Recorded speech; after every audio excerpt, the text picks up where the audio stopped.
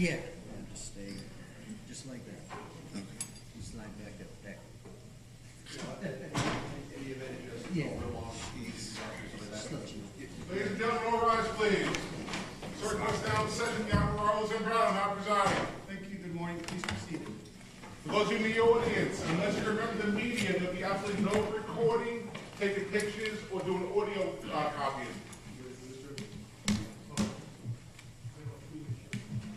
You got it, Mike?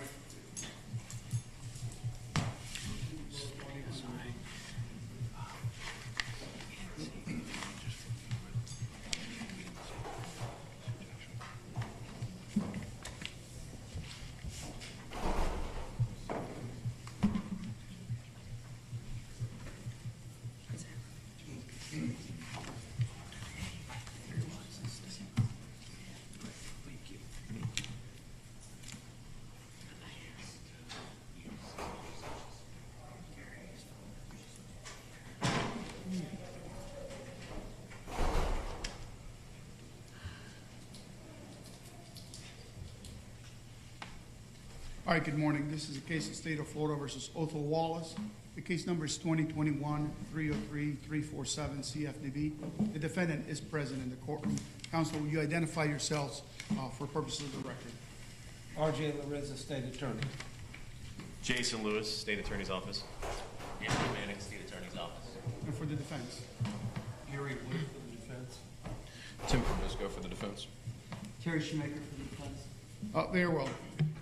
In anticipation of today's sentencing, the court has reviewed the pre-sentence investigation as well as letters that were submitted independent of the pre-sentence investigation by way of notice of filing. The following letters were read by the court. John Russo, Tara P., no last name, Ricky Garino, Jackie Erlinson, Diana Zervulis, Tom C., no last name, Sandra Etlinger, Chris Maher, Stephanie Campanero, Jakeem Heath, Sarah, no last name, Ben Willems, Leslie Turner, the Garino family, Pamela Covert, Leanne P., no last name. And then from the defense, a letter from Chandra Tucker.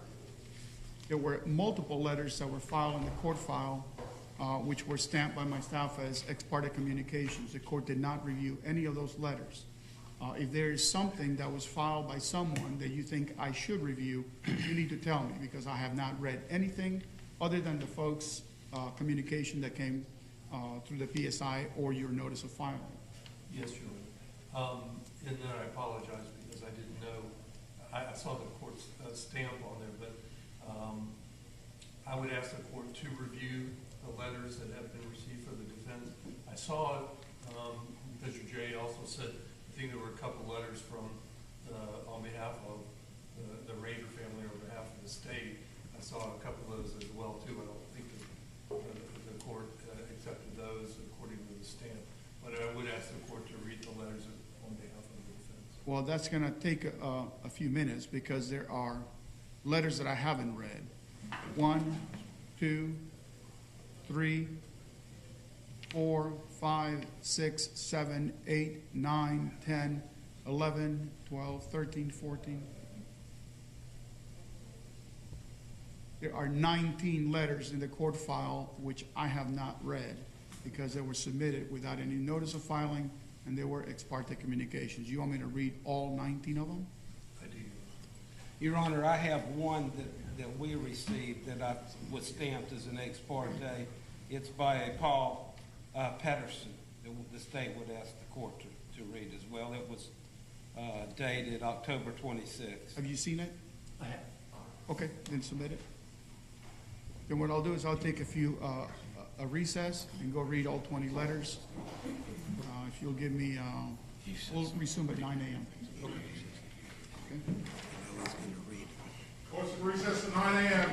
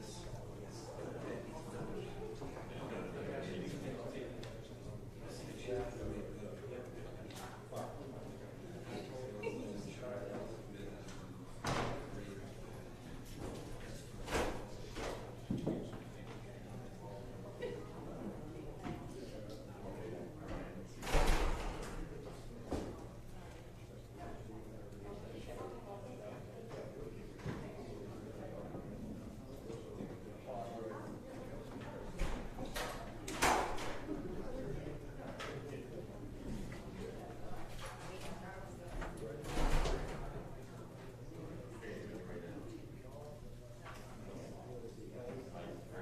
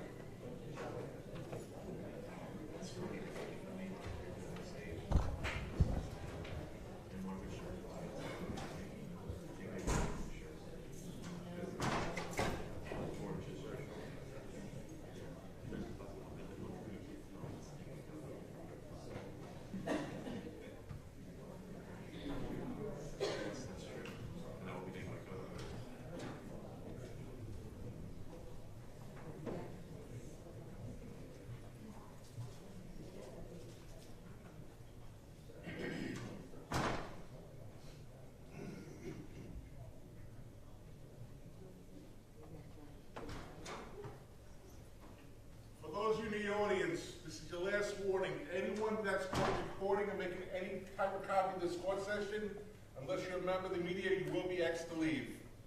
Thank you. All rise, please. Clerk, request back in session. Please be seated.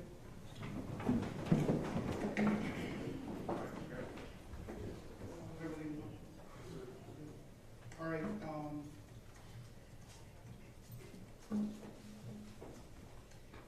Counsel, what was the name of the individual that's supposed to testify for Zoom? Stephen Kennedy, Your Honor. Okay, he's already. All right, I have reviewed the following letters that were filed in the court file. All of them were stamped, not reviewed because of ex parte communication. A letter from Guardians of the Thin Blue Line, letter from Ms. Oliver, letter from Platt, letter from Elise Lewis, letter from M. Dixon, a letter from Michelle Greer, but I think she was just a person submitting the letter. The person who wrote the letter or signed it was someone or an institution. Alani DeWitt, I think it was. A letter from Deborah Wilson, a letter from Major Davis, a letter from Ayad, no last name, a letter from Malik Butler, a letter from Kim Hart, Sylvia Warden, Bonita Wilson, Christopher Parker, Bridget Kirkwood, Ron Johnson, Robert Tucker, P. Patterson, and Carla Brown. All right. Is there any objections to the pre-sentence investigation? Not factually, Your Honor, but we have no issue with the court considering Sheriff Chitwood's letter in connection, just like the other letters submitted, but Say it again? we would not object to the court's consideration of Sheriff Chitwood's letter as a letter of a friend of the court. We would object to the court's consideration of it in official capacity as a PSI recommendation. Oh, okay. Well, I should consider it as a letter like any other letter that was filed. We agree with that, Your Honor. All right. Well, we're going to go with the state side first, and then the defense gets Your Honor, we have some witnesses to call. very well. You may proceed. We call Sergeant Joseph Searce. Now, if you can have another podium, please. I'm sorry, witness now. Your Honor, Sergeant Searce has prepared a statement he's going to provide. You can test this. Right. Good morning. Morning. State your name, please, Joseph Michael Searce. and your occupation, sir. I'm a sergeant for Daytona Beach Police Department. And how long have you been there, sir? A little over 21 years. Do you have personal knowledge and professional knowledge of Officer Jason Raynor? I do. Were you the supervisor? I was. Do you have a statement you'd like to have the court consider? I do. Would you please provide it to the court? Thank you for this time, Your Honor. There's some things I'd like to share with you about Jason and who he was to me and his shift mates. We were assigned to District 2 Charlie Platoon. It's commonly called Charlie East.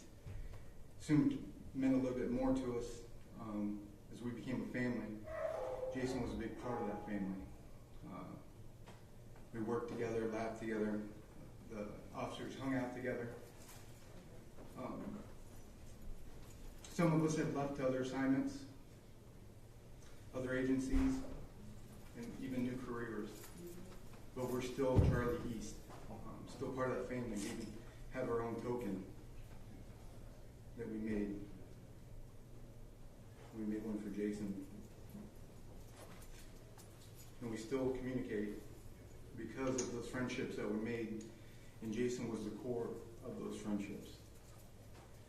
He was a brother, he was a friend, he was a confidant, he was a defender, and he was an informal leader and a mentor to many of the other officers. Jason cared. I met the shift on January 5th, 2020. And as far as Jason goes, it did not take me long to realize and think, I like this kid. Soon after that, I was trying to make bargaining tools and trades to get him over on my side of the river, which was the Ridgewood area, because of the type of crime that we fought. It's kind of a mixture of both beach side and the west side. Jason had an old school work ethic.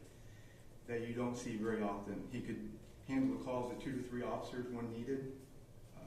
It's a very busy shift. We would handle 50, sometimes 70 calls a night. And Jason was one of the most reliable officers I've ever worked with. He had the job knowledge that he shared with not just his fellow officers, but also with me. He was always up to date on the case law and legal bulletins and such. But he helped everybody. He wouldn't just show up and help and then leave like some officers do. He would actually write some of the reports for him and make a template for him right there on scene and then go off to another location to help. You could see the officers trusted him, and I soon did. And I knew I could rely on him. If I had a situation that I was busy, I could call Jason and be like, can you get there and see what you got and let me know? And then I didn't have to worry. But the type of person Jason was, he was working during the night one night. I was pretty close by him. He pulled up to Mulberry in Congress, which is maybe 200 feet from where he was shot. There was an individual slumped over on the sidewalk by the drainage drain, and it was an apparent overdose. Jason knew who he was. He was an undesirable, lengthy criminal history, drug user, drug dealer, just a local criminal. But you heard Jason get on the radio and the urgency in his voice. And as I was pulling up, I got to see Jason quickly work the scene and with purpose. He Narcaned the individual, he laid him back, performed CPR, and was able to stabilize him and for evac to come. And when he left, he was still alive. But what impressed me is that we can all go through those motions, but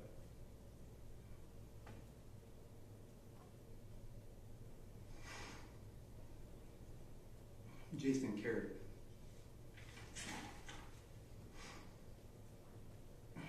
Personally, he was responsible, hardworking, and he enjoyed life. He was already a homeowner in his mid-20s. I think it's a small percentage of people, and it shows his hard work ethic. He liked his nice cars.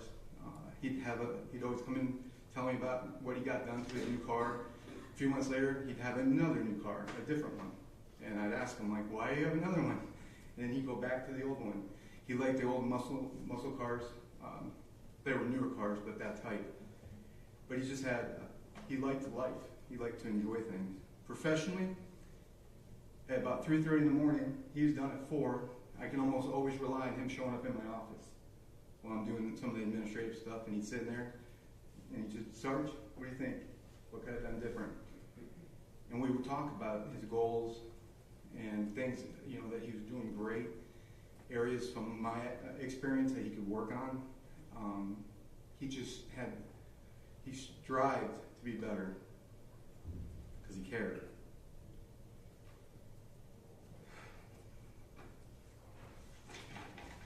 He was a good natured. When you think back, he was irritated at times, maybe in a little bit of a bad mood, but almost all the time he was always bringing the smiles to the shift, laughing about something, sharing a joke. He was just upbeat. He had a positive aura about him, and you couldn't really get him upset. He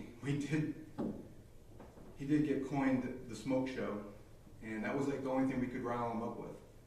And that was because some of the cars would get away from him when you try to light him up, and they'd get away.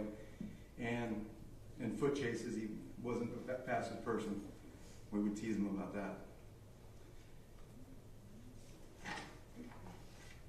We would do shift dinners on Sundays. We work every other weekend, so Sunday night we would get together and we'd rotate. Some people would buy stuff or make stuff and bring it in. And there was one, it seems minor, but it wasn't to me. I had bought pizza for everybody, and of course Jason right away was like, thank you, what I owe you? And of course the answer is like, nothing, I guess pizza is no big deal. So he proceeds to try to give me like $15, and we fight back and forth until I finally pull rank. And I'm like, I'm ordering you to keep your money. I leave in there thinking I won. Later on, when I'm at the end of the shift, I open up my drawer, and there's $15.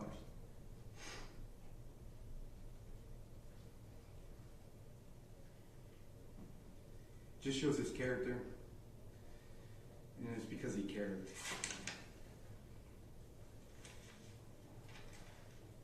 If you didn't know Jason, you'd say he was stoic, and he was, to some extent. But when you talk to him, he was like everybody else. You could see when he was worried, he had concerns. When I would speak to him, he was excited about a love interest, and then when that went back south, I could see that he was sad about it. We didn't get into the details about it, but he didn't have to. He let you in enough so that you know what he was thinking. Jason didn't take much time off of work. He was always there. And when he wasn't there, it did seem different.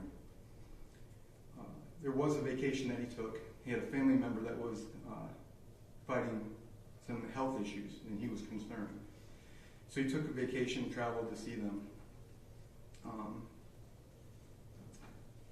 And we would text on occasion how it was going, and he would kind of brag, like the doctors can't even explain how the tests are going so well.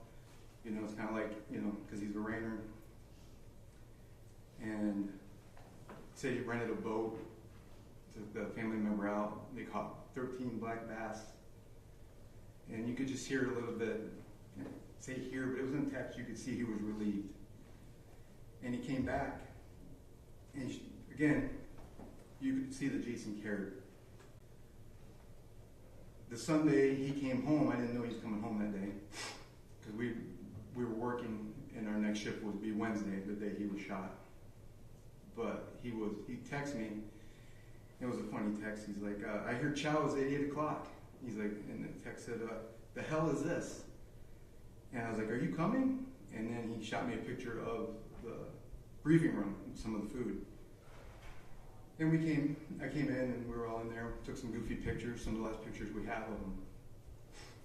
And we had dinner, and you could just see he was in it. He was happy. He was relieved. He was loose. And he's just in a good place in life.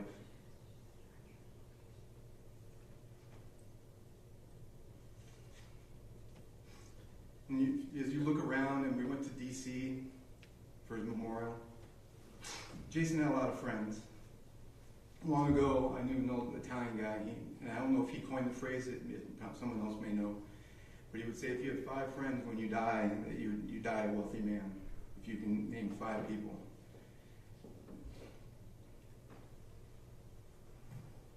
Jason had hundreds. Because he cared.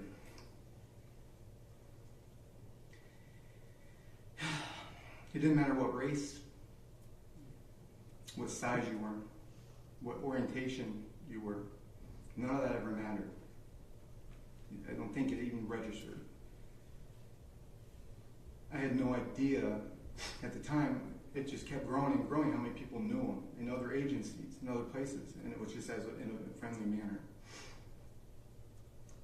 And the man that he became, obviously, he was from his upbringing, and I see his family, his mom, his dad, his sister, and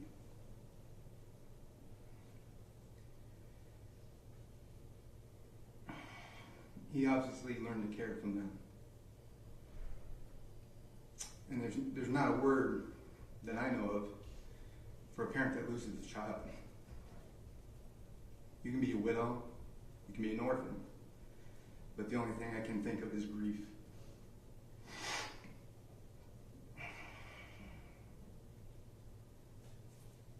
And everywhere in this statement where I said he cared, if you would replace it with he loved. And that's what Jason was. He loved life. He loved people. And he's not here because of the opposite. He's not here because of ignorance, hate, cowardice.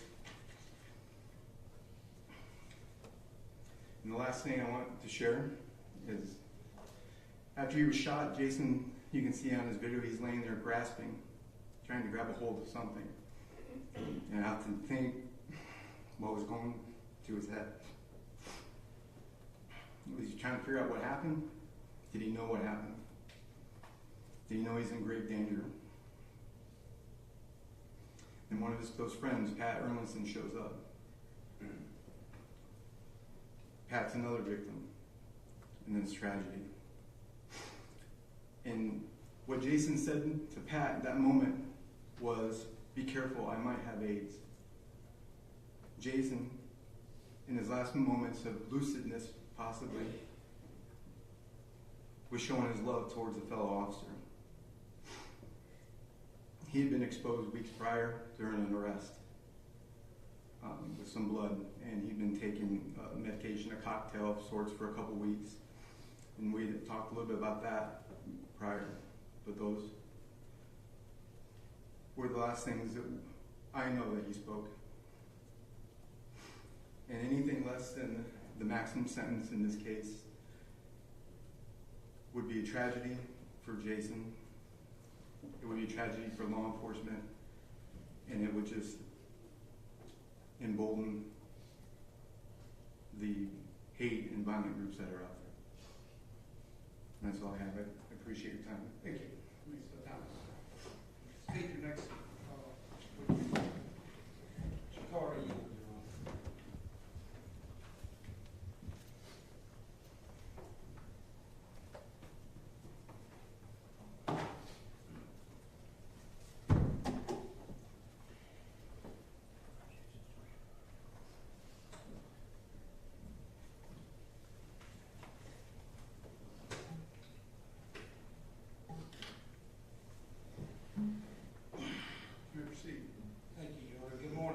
Good morning. please state your name for the record Jakari Young. and your occupation, sir. I am the Chief of Police for the Daytona Beach Police Department. Chief, is it your intention today to make a statement for the court to consider for sentencing purposes? Yes, it is. Would you please do so? Good morning, Your Honor. So I'm going to approach this statement in 3 parts, and then I'm going to make a request. The first is I want to tell you how the murder of Officer Jason Rayner affected the Daytona Beach Police Department. Then I'm going to tell you how the murder of Officer Jason Rayner affected the Daytona Beach community. And lastly, I'm going to tell you how the murder of Officer Jason Rayner affected me personally as the police chief. But I would be remiss if I didn't acknowledge the fact that the effects of all 3 combined could never compare to the pain, the hurt, and the anguish felt by Jason's family. So, as I sit here 2 years and 2 months later, I again want to take this moment to extend my most sincere and heartfelt condolences to the Rayner family. As it pertains to the Daytona Beach Police Department, there's probably nothing more traumatic and destabilizing than losing an officer in the line of duty, especially in the fashion that Officer Rayner lost his life. Officer Rayner's death had a profound impact on the entire department. It wreaked havoc on morale. We had officers that just simply, they were just trying to make it through the shift. There was no more proactivity. The goal was just simply to make it through the shift, so we were completely reactive. You had officers that just decided that they no longer had the heart for law enforcement, so they resigned. And then you had some that no longer had the heart to serve in law enforcement in Daytona Beach because they felt like it was too dangerous and it just wasn't worth it. So at one point, our vacancies were over 40 as a result of this. You had officers, through grief, there was a lot of resentment. There was a lot of blame. If I would have done this, this wouldn't have happened. If I would have done that, this wouldn't have happened. His current shift lieutenant was on his scheduled vacation when this happened. And every time I talk to his shift lieutenant, he says, Chief, had I been there, this wouldn't have happened. But through all of that,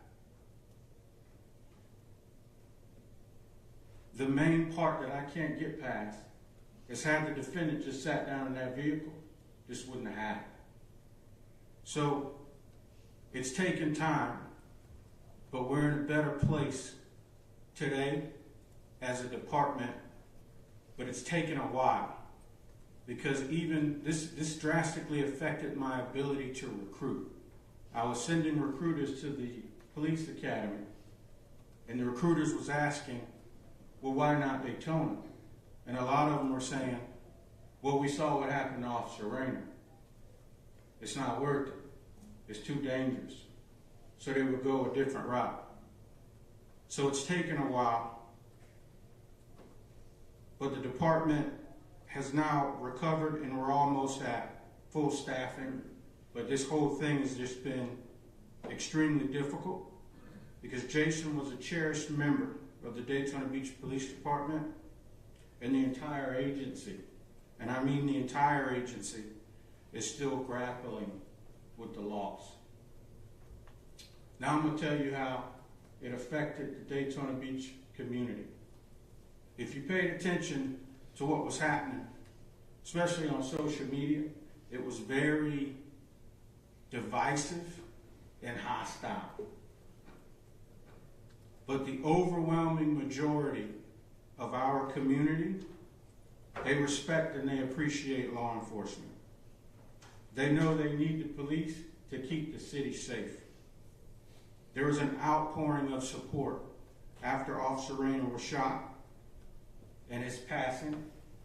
And if you saw the outpouring during his funeral service, and all of those people from not just Daytona, all over Volusia County, all over Central Florida, that was lining the streets, it was a clear indication of the support that we have in this community. We're never going to get 100%, but it was a clear indication of the support that we have in this community. You can still traverse throughout areas of the community, and you'll see signs in the yards. Daytona strong, Rayner strong. We ran out of those signs, Your Honor. And it wasn't just in one section of the community. It wasn't just in Pelican Bay.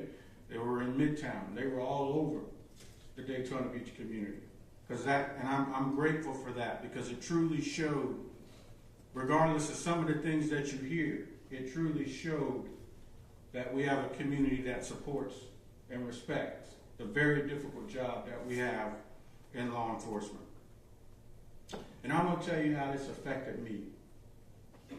On June 23rd of 2021, I had only been the police chief for 7 months. Just 7 months. And I prayed that I would never get a phone call like the one that I received that night. When you hear the words, as a police chief, you have an officer down. It's a gut punch. It's a gut punch. It makes it hard to breathe, just sitting back thinking about that. Because my number one goal as a chief is that I want to do my part to make sure every officer makes it home at the end of their shift to their family. So when you have an officer down, that hurts. It hurts quite a bit. Prior to becoming the chief, I had the unfortunate experience of attending several law enforcement funeral services. And there comes a part in the service, Your Honor, where the honor guard folds a flag and they hand that flag to the police chief.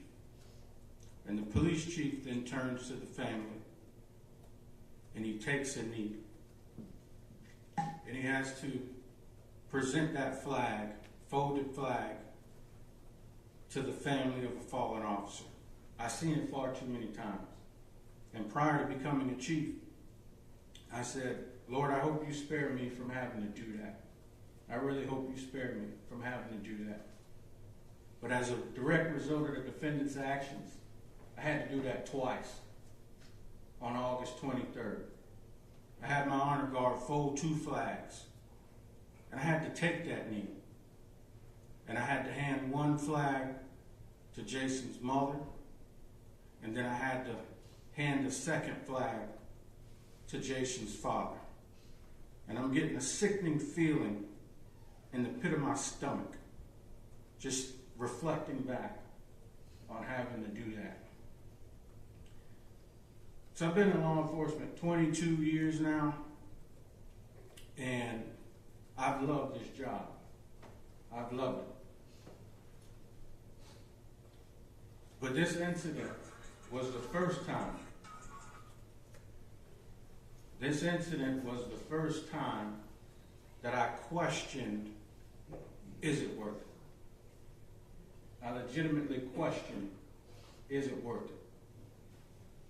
So I can remember sitting and I listened as the defendant took the stand.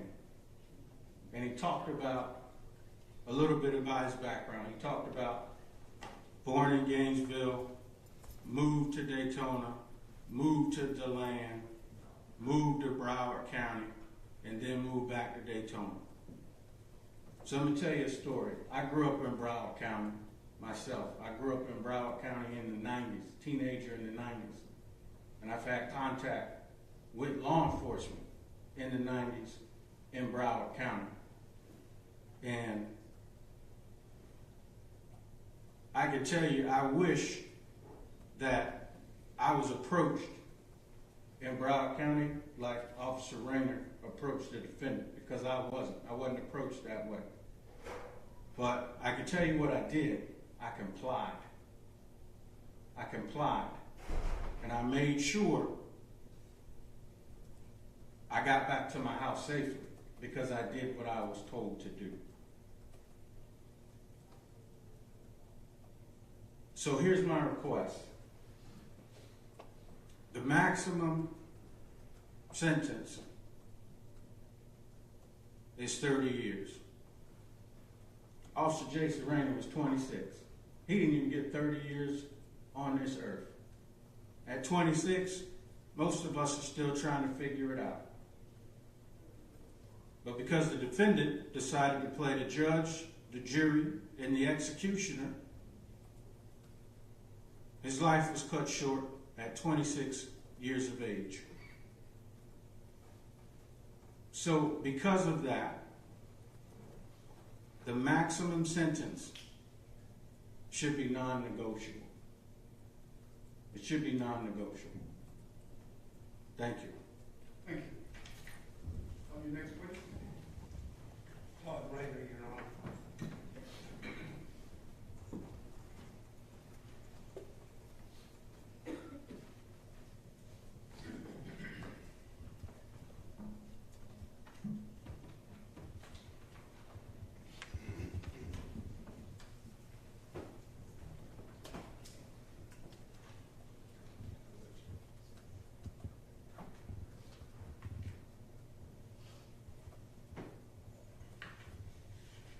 Good proceed. Thank you, Your Honor. Good morning, sir. Good morning. Would you please state your name for the record Todd Rayner. and your relationship to Jason? I am Jason's father. Are you here today prepared to make a statement for the court to consider for sentencing purposes? Yes. Would you please do so? Thank you. Good morning, Your Honor. Good morning. I had a tough time writing a statement, so I decided to write my son first. Jason, you were a son that surprised me since day one. I was at work, your mom called to me to say you were on your way. There was no way I could make it home and get to you at the hospital, so I called a friend known as Uncle T. He drove to the house and, well, we know Uncle T was nervous as he could be. I drove from my place of employment, looking to be there for you when you met the girl, and I made it. As years passed, I experienced the best of a father-son relationship that two could have. We loved the outdoors, we loved our time together, and we loved each other unconditionally. You lived with your mother through grammar school, seeing me on weekends and holidays. You lived with me through your freshman and junior year of high school, participated in football, and tutored others in math. In your senior year, you felt compelled to be with your mom and went to Florida.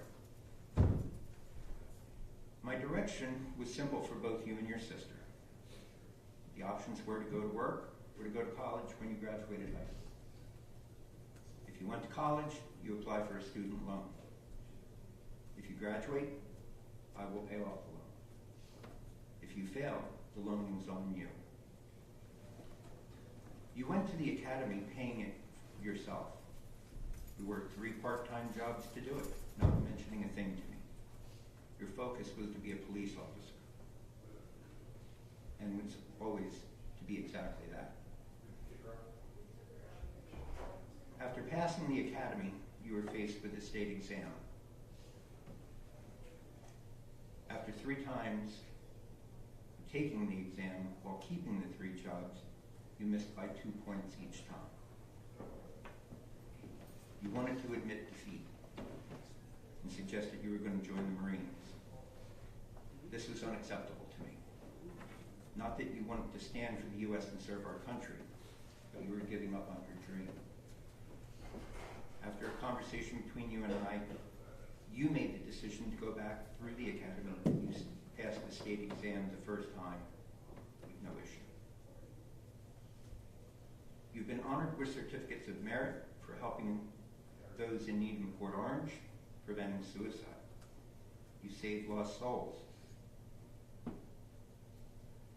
when needed.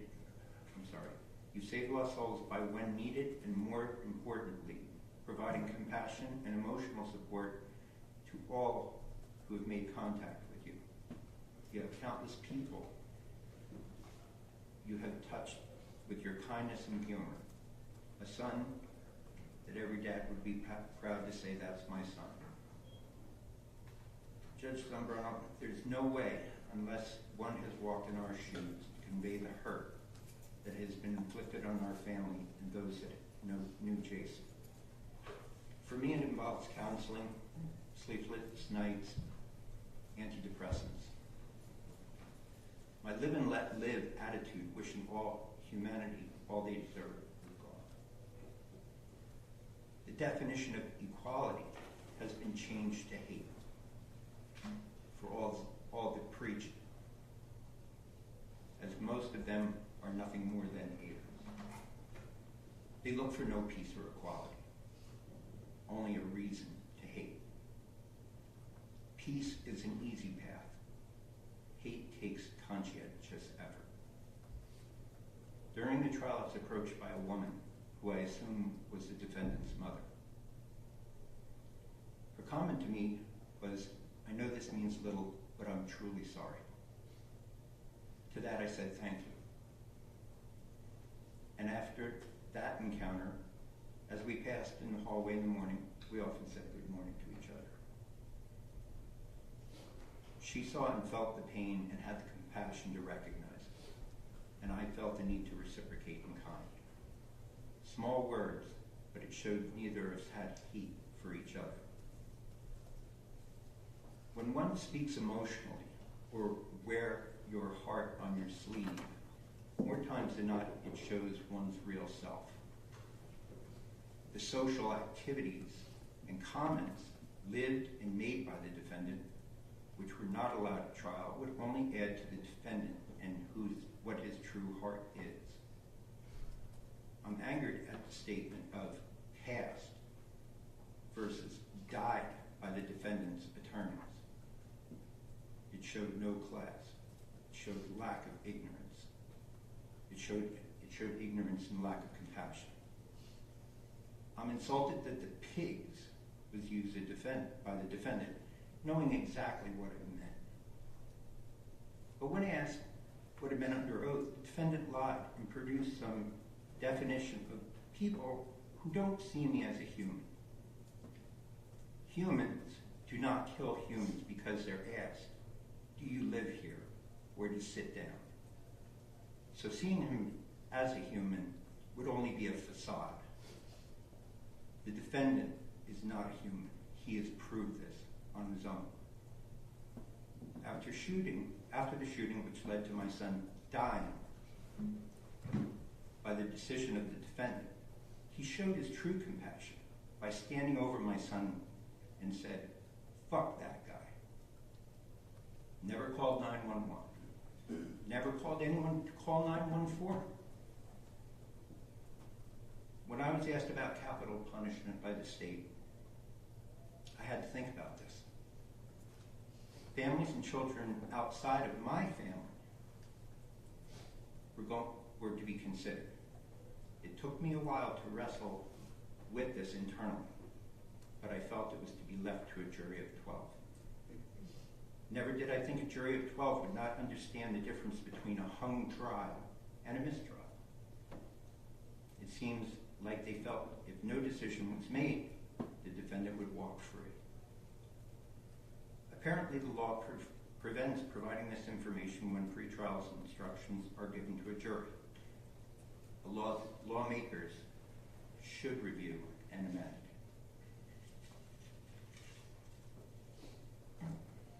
I asked many officers working today, and by every definition of and what they do, day in and day out, Jason was doing his job legally. There's an injustice here, Judge Zambrano, one we all must live with. I'm requesting you to correct the wrong and issue the sentence of 30 years with no eligibility of parole. Conceal carrying a handgun with no license to intentionally killing my son.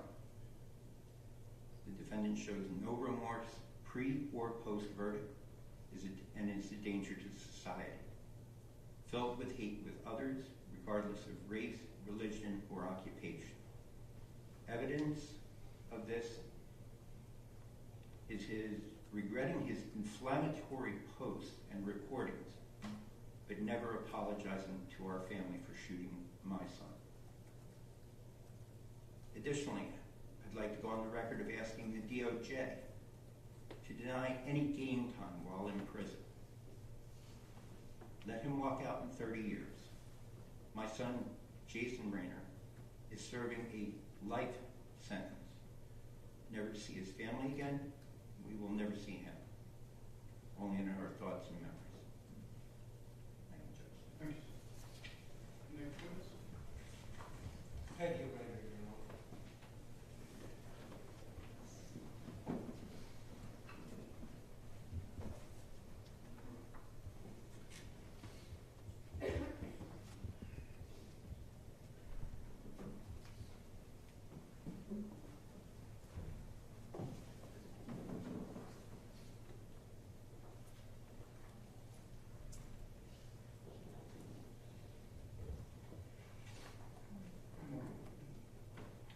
Proceed. Thank you. Good morning. Good morning. Would you please state your name for the record? My name is Margaret Peggy Rayner. Ms. Rayner, are you the mother of Jason Rayner? I am.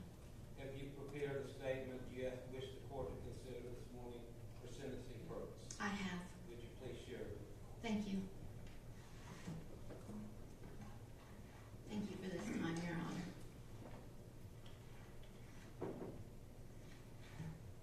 One thing Jason's father and I have in common is we both wrote a letter to Jason. I'd like to say, instead of writing the court listing my son Jason's qualities of family, loyalty, honesty, courage, humor, integrity, and honor, I choose to write a letter to Jason, pretty much going down memory lane a little bit. Dear Jason, I still have your favorite toy and sports-themed baby blanket that your grandmother made for you. I had planned to give it to your baby, the baby you will never father, the baby you will never see grow up and become a wonderful adult, This experience was taken from you, and this breaks my heart. Jason, you give such good hugs. I could really use one right now. A picture of you at a young age sitting in the middle of the kitchen floor with a bowl of dry cereal gives me a smile.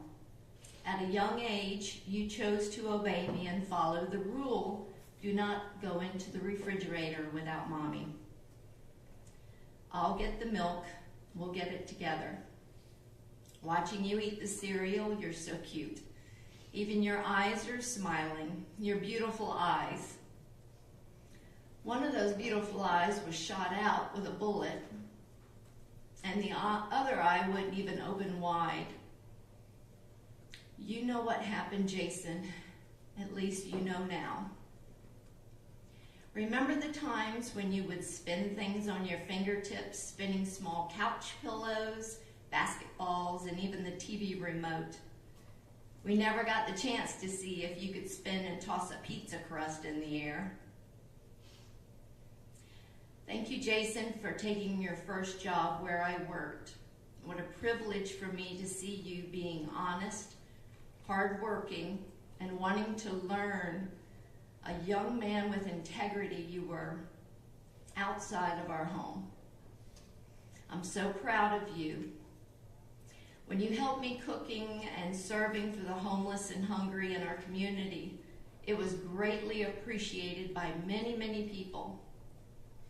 Jason, your willingness to help others has blessed their lives more than we know.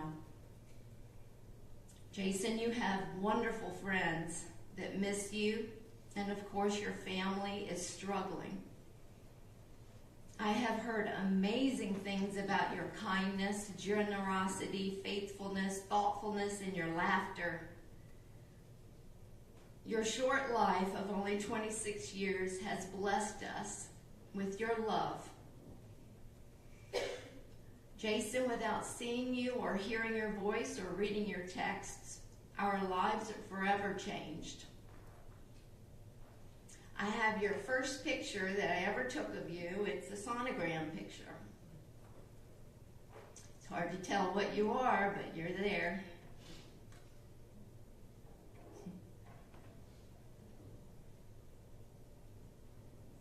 I also have your last pair of shoes that I bought. I don't know if there's a big difference. Even though 26 years, it's not long enough, Judge. It's not long enough.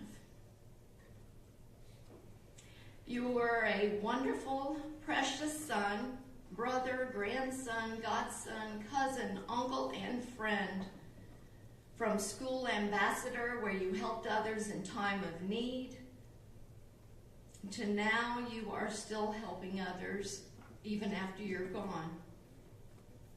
I am grateful to God that I had you in my life, and I am grateful that I will see you again in heaven. Be waiting for me. I will need a hug. Love you, Mom. I have pictures of Jason, sports trophies and awards. I even have a picture of Jason holding his hamster Spunky. I have greeting cards that I bought for Jason's birthday that he never received. I still have them. Never got the chance to give it to him.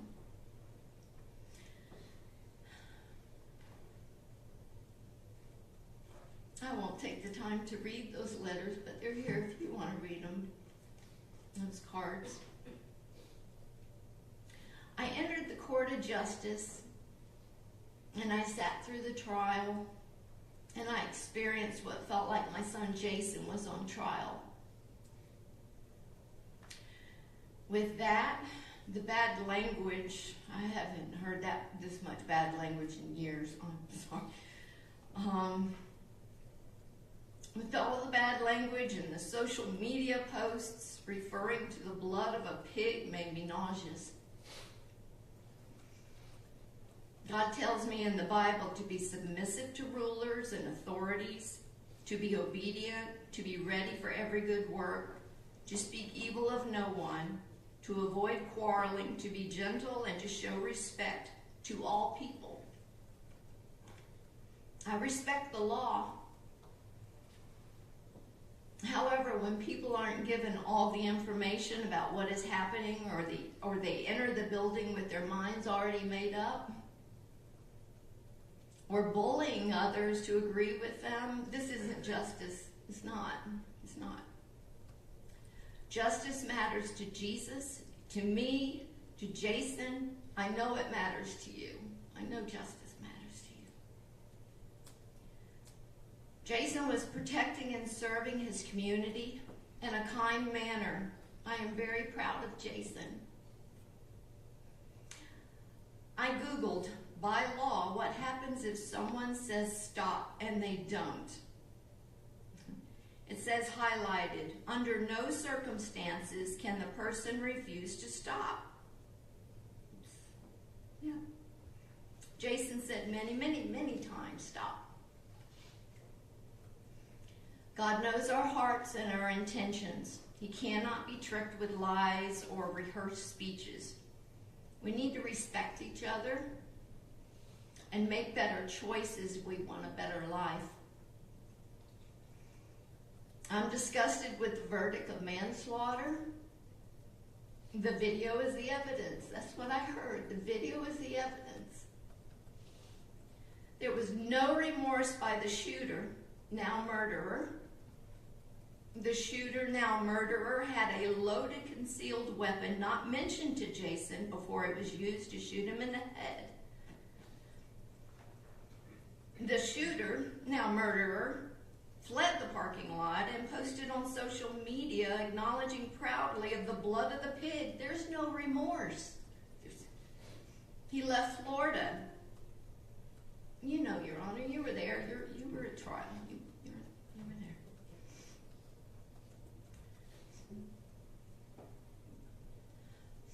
there. God has given the court the responsibility to make the right decision for justice for Jason Raynor. If favor is shown to the wicked, he does not learn righteousness. We must all take responsibility for what we have done, good or bad.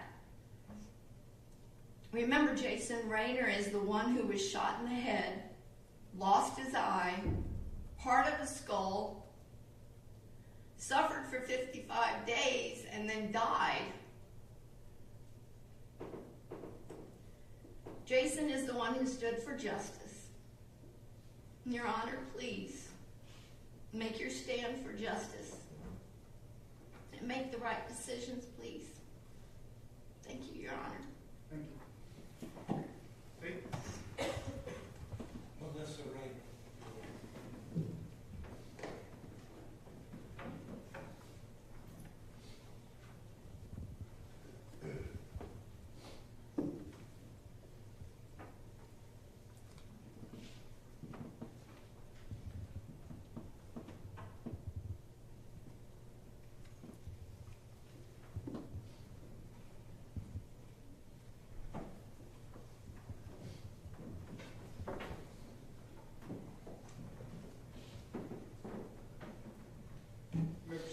Thank you, Your Honor.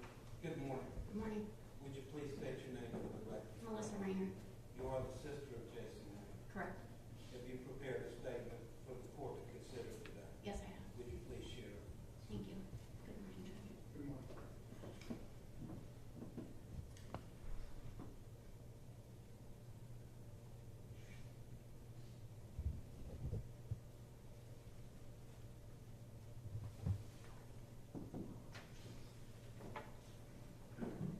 I wear my heart and emotions on my sleeve. I wanted to be viewed as a human. Those were quoted during the testimony provided by the monster who murdered my brother. I ask, where was the humanity of shooting and leaving my brother there in pain and for death? I'd like to share with you the heart and emotion worn by my brother and how he made such an impact to this world in such a short life. A true human who showed compassion, genuine nature, and was always there for someone, even a stranger he didn't know. He was a protector to those he loved and held close.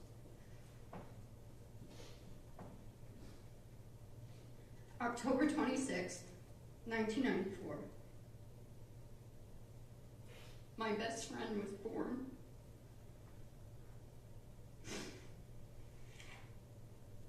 I didn't know it just yet, but he would soon grow to become my role model and inspiration. Growing up, my brother and I shared your typical sibling arguments.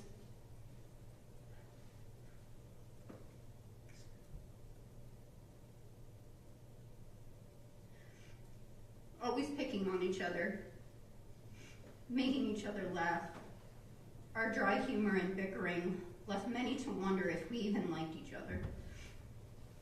When quite the opposite, that was my best friend.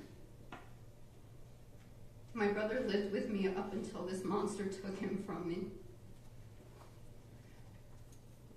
I hate saying the good die young because this right here is the definition. Now all my family and I have are the blood running through our veins that ties to him along with the memories that we share. Jason grew up in a world of not knowing how to fit in. He was a good kid and a gentle giant that many tried to bully to see how he would react. Instead, his soft-spoken and calm demeanor always diffused situations.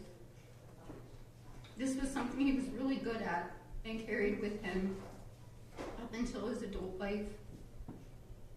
He was a hard worker who worked 3 jobs to pay for his law enforcement academy, where he graduated on October 14, 2015. He was determined to work his way into making a difference into the community, to make a safer place for people, again, putting even a stranger above himself. Port Orange Police Department was where he started his journey. He had hoped to serve a long life career that he was passionate about. Unfortunately, his dream would soon become mine and my family's nightmare. On December 5th, 2018, Jason and 2 other officers from the Port Orange Police Department successfully rescued a female attempting to take her own life on the Dunlawton Bridge in Port Orange, Florida. An award of achievement was provided to him for his bravery and compassion. That one sticks out the most to me, as that exemplifies who he was, always helping others, even a stranger. Throughout his short 5 years in law enforcement, he was awarded many outstanding achievements and recognitions in the community in both Port Orange Police Department and Daytona Beach Police Department. Jason was working towards the narcotics division, asking to be put in parts of town many of us don't want to even drive through. He was pushing towards his mission to make the community a safer place, even if it meant putting himself right in the middle of danger. Not many of us would put ourselves in these areas or situations. However, most men and women who wear the uniform put themselves in that same danger day in and day out. For that, I'm thankful for what they do, and I'm thankful for my brother dedicating his life to protect and serve, for he is the true hero. Jason will forever be my hero, my not-so-little brother, and my best friend. Missing him is like missing a part of my soul that will remain empty for eternity. I, along with many, will continue to be his voice and stand for what he believed in. To reference back to the beginning of my statement, Jason's bravery, courage, determination, and compassion he held as a human has no comparison against the cowardness monster asking to be viewed as a human. Jason will forever be the human I look up to, and I hope that more of humanity is just like him. His legacy will continue, and his name will be remembered. Thank you. That concludes our testimony. All right, thank you. Defense, do you wish to offer any witnesses? Do you?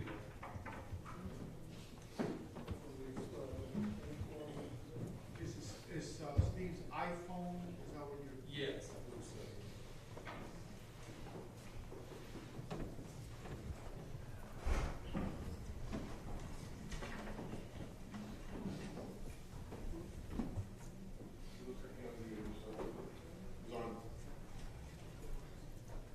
That's it.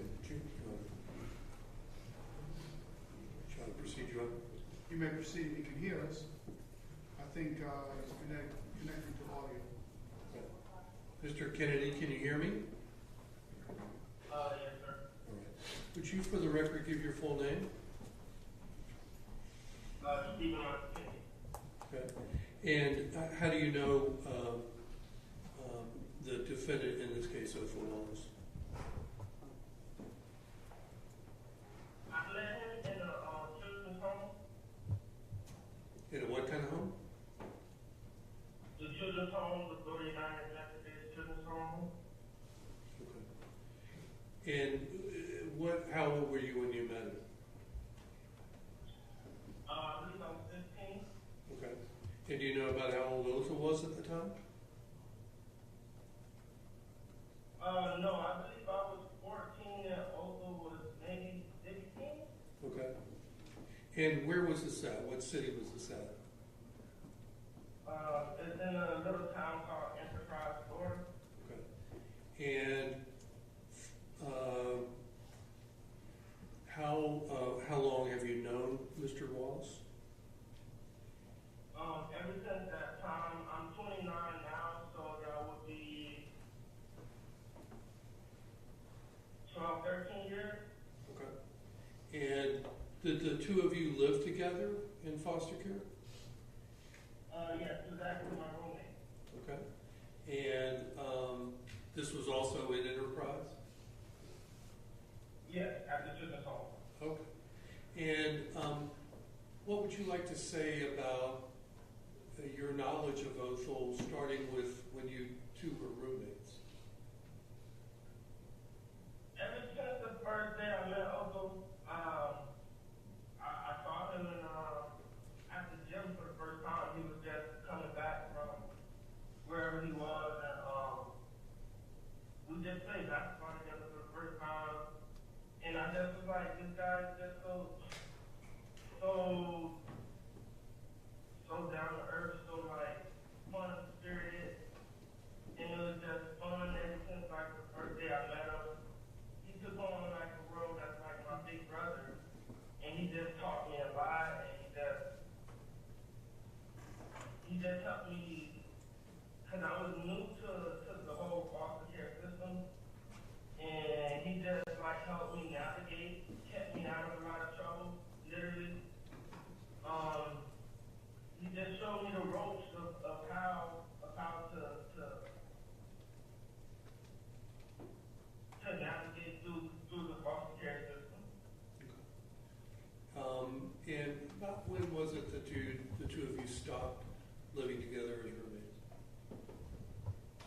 Well, actually, Othal turned 18 while I was still in the foster care system, so he eventually ended up moving out, and but then once I turned 18, I had moved back out South Florida, and then I came back up to the Central Florida area, and then I became homeless, and I had moved back to the home, and it just so happened Othal was going through the same thing at the same time, and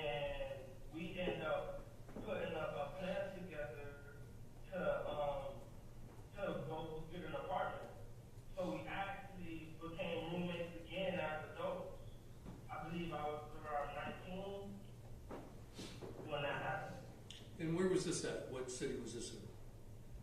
This is in D-Land, Florida. Okay. And then how long were the two of you roommates? I want to say for that entire year, so for about a year. Okay. And what was he like to live with? By this time, I was just still like a young fellow, but Othal was just like, he was a couple years older than me, but like he was just so knowledgeable. He was like literally like he was a father by this time. He had a kid.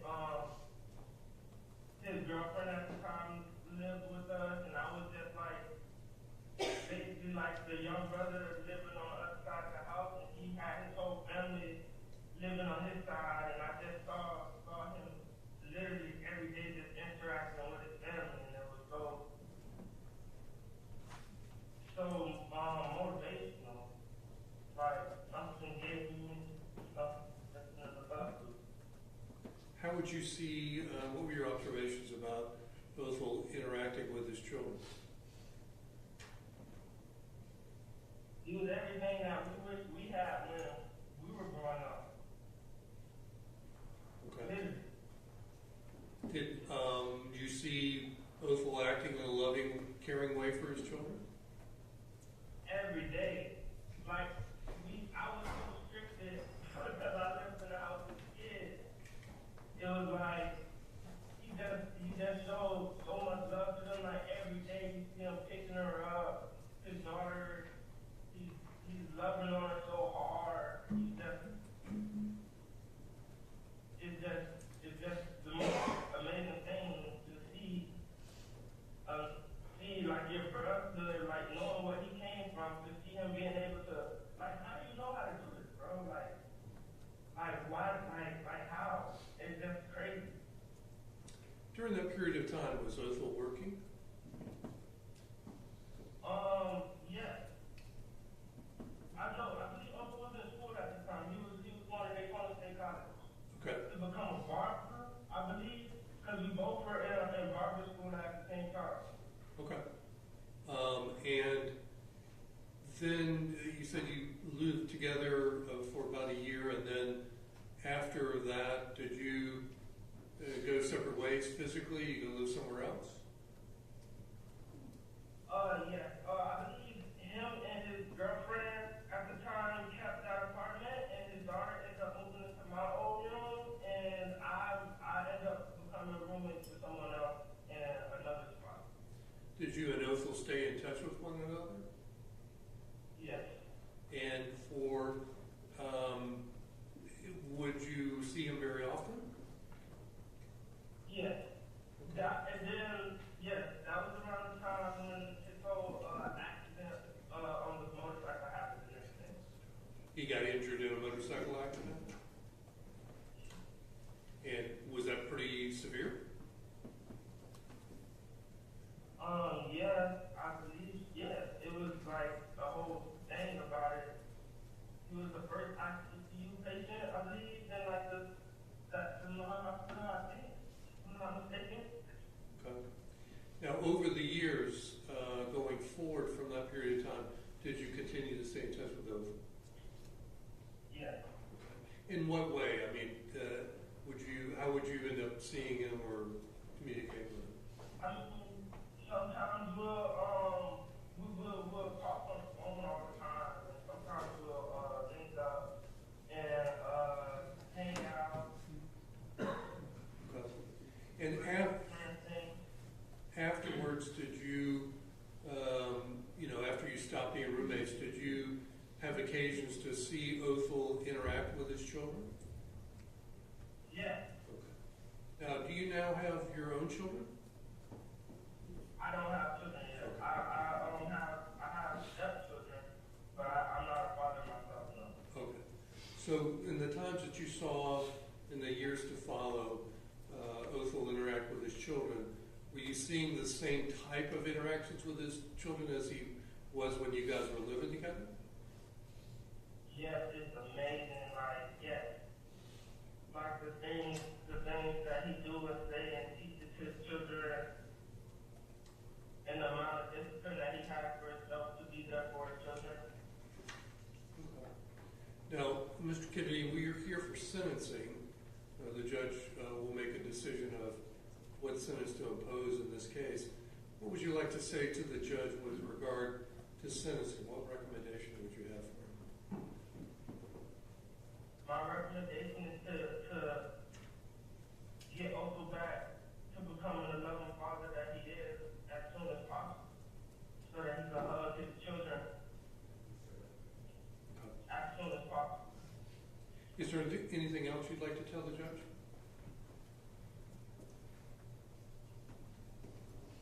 I don't really have much to say. I didn't really think of anything to say. Okay. All right, Mr. Kennedy, I don't have any other questions for you. Thank you, sir. Mr. Kennedy, you can go ahead and, with the court's permission, you can go ahead and log on. Okay. Thank you.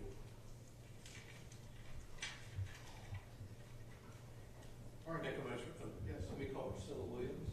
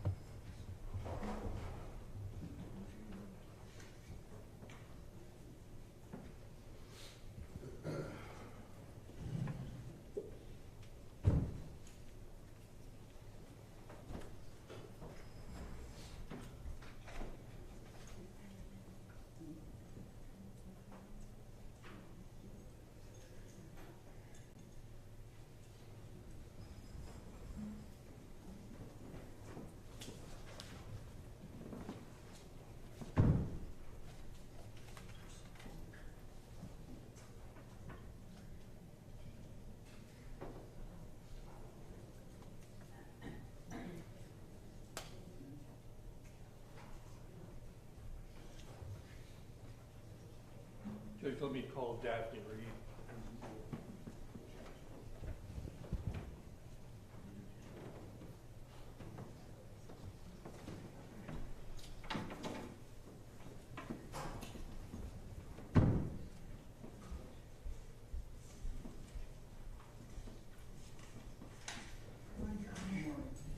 Proceed.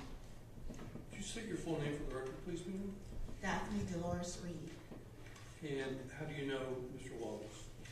I met Mr. Wallace in 2020 during peaceful protest against injustice.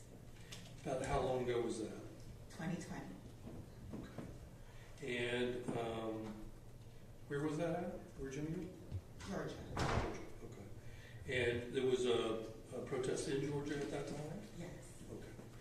And after, excuse me, after that event, did you stay in contact with one another? Yes.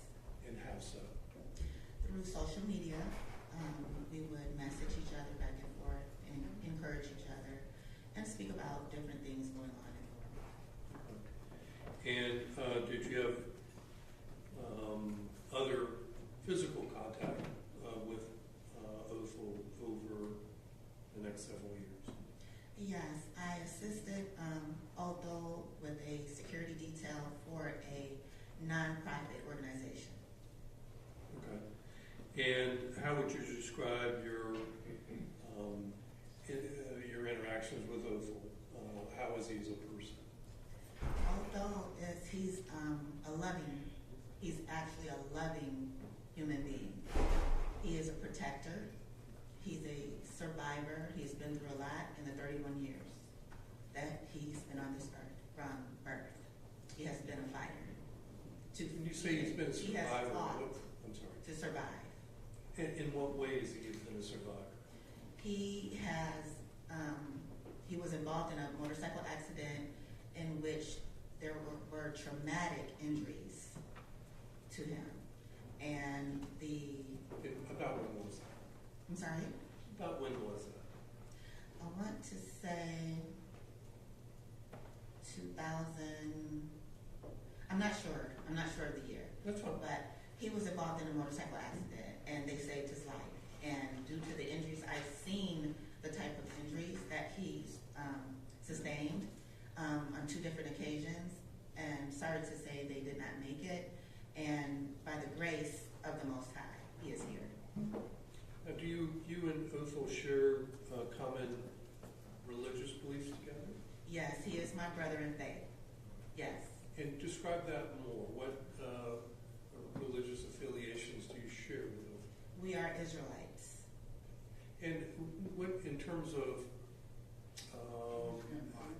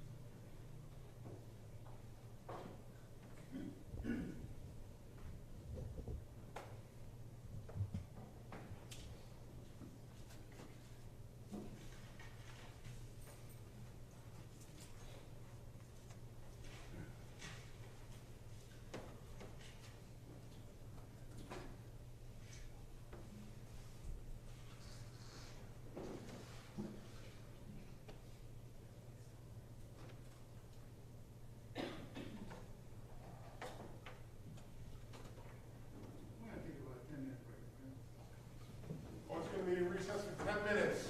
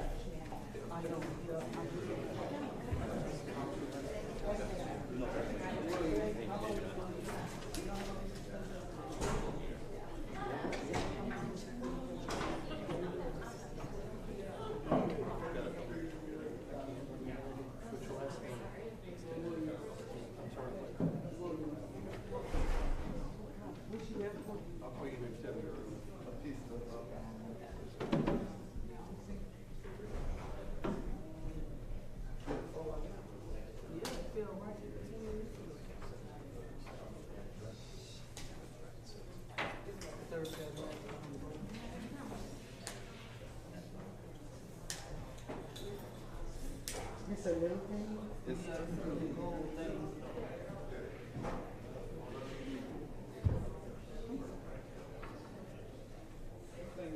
You sure it dropped right there? Yeah, I'm sure it dropped right there. Is that it right there?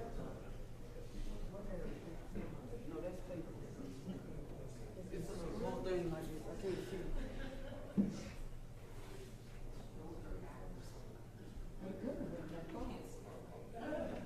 We go in the bar.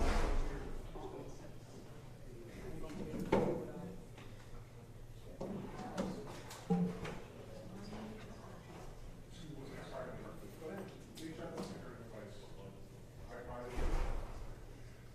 guys request one? I want to make sure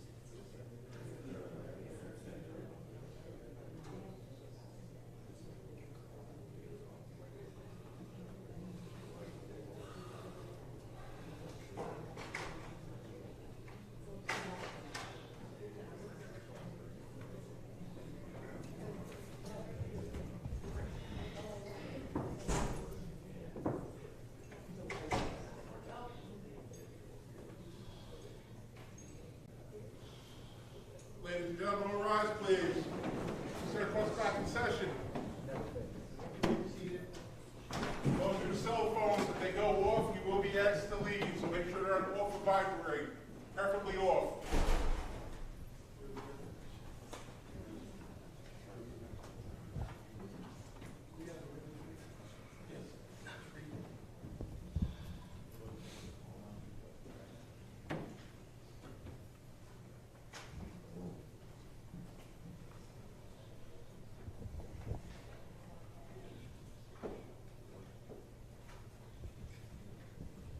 Proceed, Your Honor. Proceed. Thank you, Your Honor.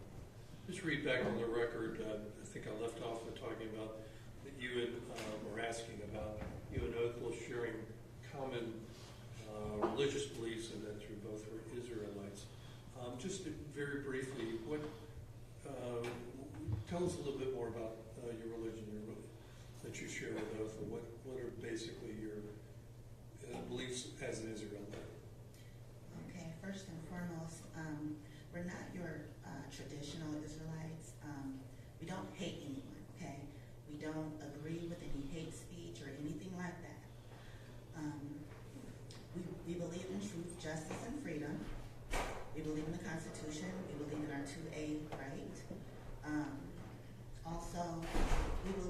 everyone can be redeemed.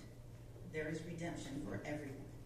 And that is what we try to adhere to, and we practice the laws of the Tanakh, which is also known as the Torah, and we try to treat everyone the way we want to be treated. And by the way, we're here obviously for sentencing on Othal's behalf. And so what would you like to tell the judge about Othal and what you would be asking for their appropriate sentence to be?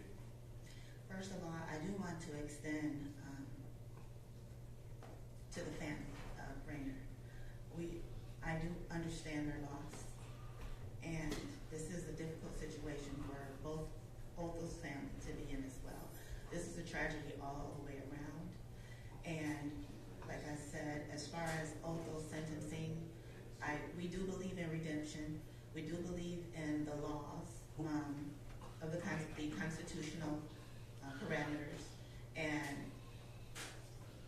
I know in my heart he did not intend to take anyone's life. Is there anything else you'd like to tell the judge? That I would ask that you gracefully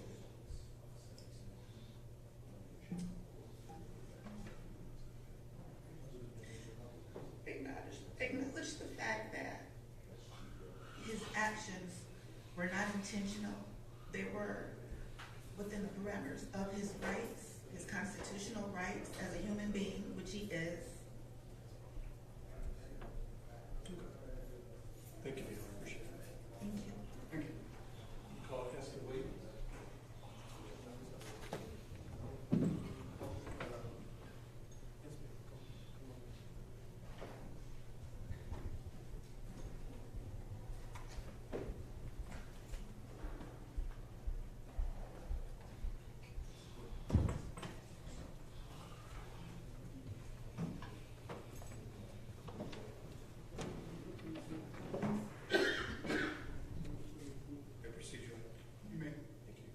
And if you would give your full name, please. My name is Priscilla Williams. Okay.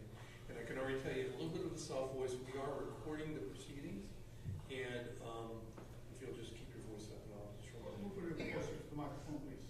Yes, thank you. Ms. Williams, are you related in any way to Othal Wallace? Yes, I'm Othal's aunt. Okay. And where do you live? I live here in Daytona. Okay. And what would you like to say about Othal as a person? He's a great kid. He very remorseful. He will give you the shirt off his back. And I don't think he intended to do any of this that happened. So I'm sorry to the family. We all know we make mistakes. And if this was this, I just feel like this to be bombarded like this is why my nephew is in this situation. He was bombarded and he was afraid. Were you around Othal early in his life, in his childhood? Yes. Tell us about that. He's a good kid. He will give you the shirt off his back. Whenever his mom asked him to do what he needed to be done, he would do exactly what was asked. And did you see the different places that Othal would go to live at different times in his childhood? Yes. Tell me more about that. He actually stayed with me for a little while he was in school and while he was working here in Daytona as a security guard. How long ago would that have been? It would have been, what, maybe 6 or 7 years? I don't want to... 6 or 7 years ago? Yeah. Okay. But were you in contact with him in his early years when he was going through foster care and living with other people? Yes. To be honest, he's lived with me and my kids, and I'm part of the reason that Othal wound up in foster care. What do you mean by that? Because I was in a battered situation, and DCF came in and removed the children, so that's why Othal wound up in DCF custody. And when you mean by, were you in an abusive relationship at Yes, the sir. time? Yes, sir. And was that with your live-in boyfriend? Yes, sir. And was he physically abusive with you? Who, Othal? Then his No. boyfriend? Yes, sir, he was. But Othal never intervened in any of that. He never, they would just leave, go outside. But DCF wound up taking them because I was being abused. Were there other children, other siblings living with you at the time? Yes, there was. My kids and his brothers, a couple of his brothers and sisters. Okay. And were they ever witness to any of the physical abuse? Yes, sir, they were. And when I describe it, is it hitting, beating, punching? Yes. On more than one occasion? Yes. And how did you see Othal react to the times of? He never showed any anger.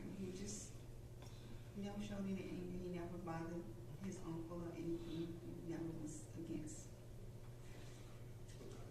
So when DCF came, they took all of the children out? Yes, sir. They removed them. Mine too as well. And they went into foster care? Yes, sir. Okay. And did you have any, did you stay in touch with Othal after that? Yes. When he was going through the foster care programs? Yes. He would come by and check on me and make sure that I was okay when we stayed here in Daytona.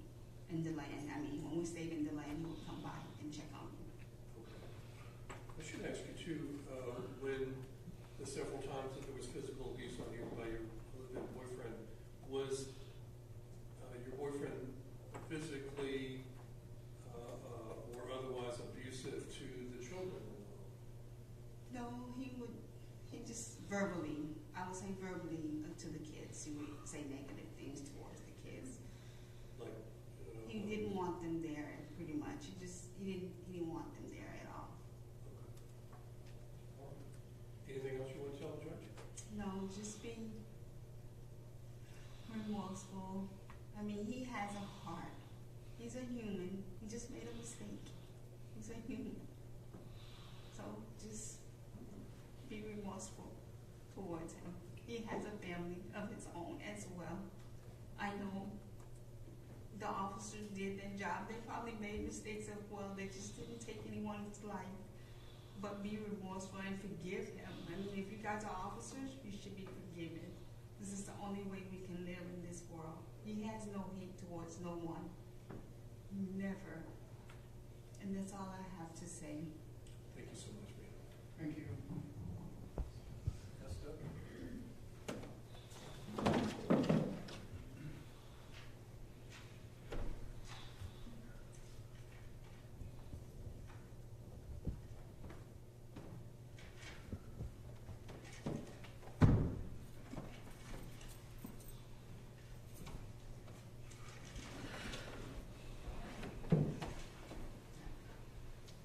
May I proceed, John? You may. Thank you. Would you give your full name for the record, please? Esther Williams. All right. And are you related to Othal at all? Yes, that's my cousin. All right. And whereabouts do you live? In South Daytona. Okay. And families are different in some ways. Are you close to Othal? Yes, he's the brother that I never had. And what do you mean by that?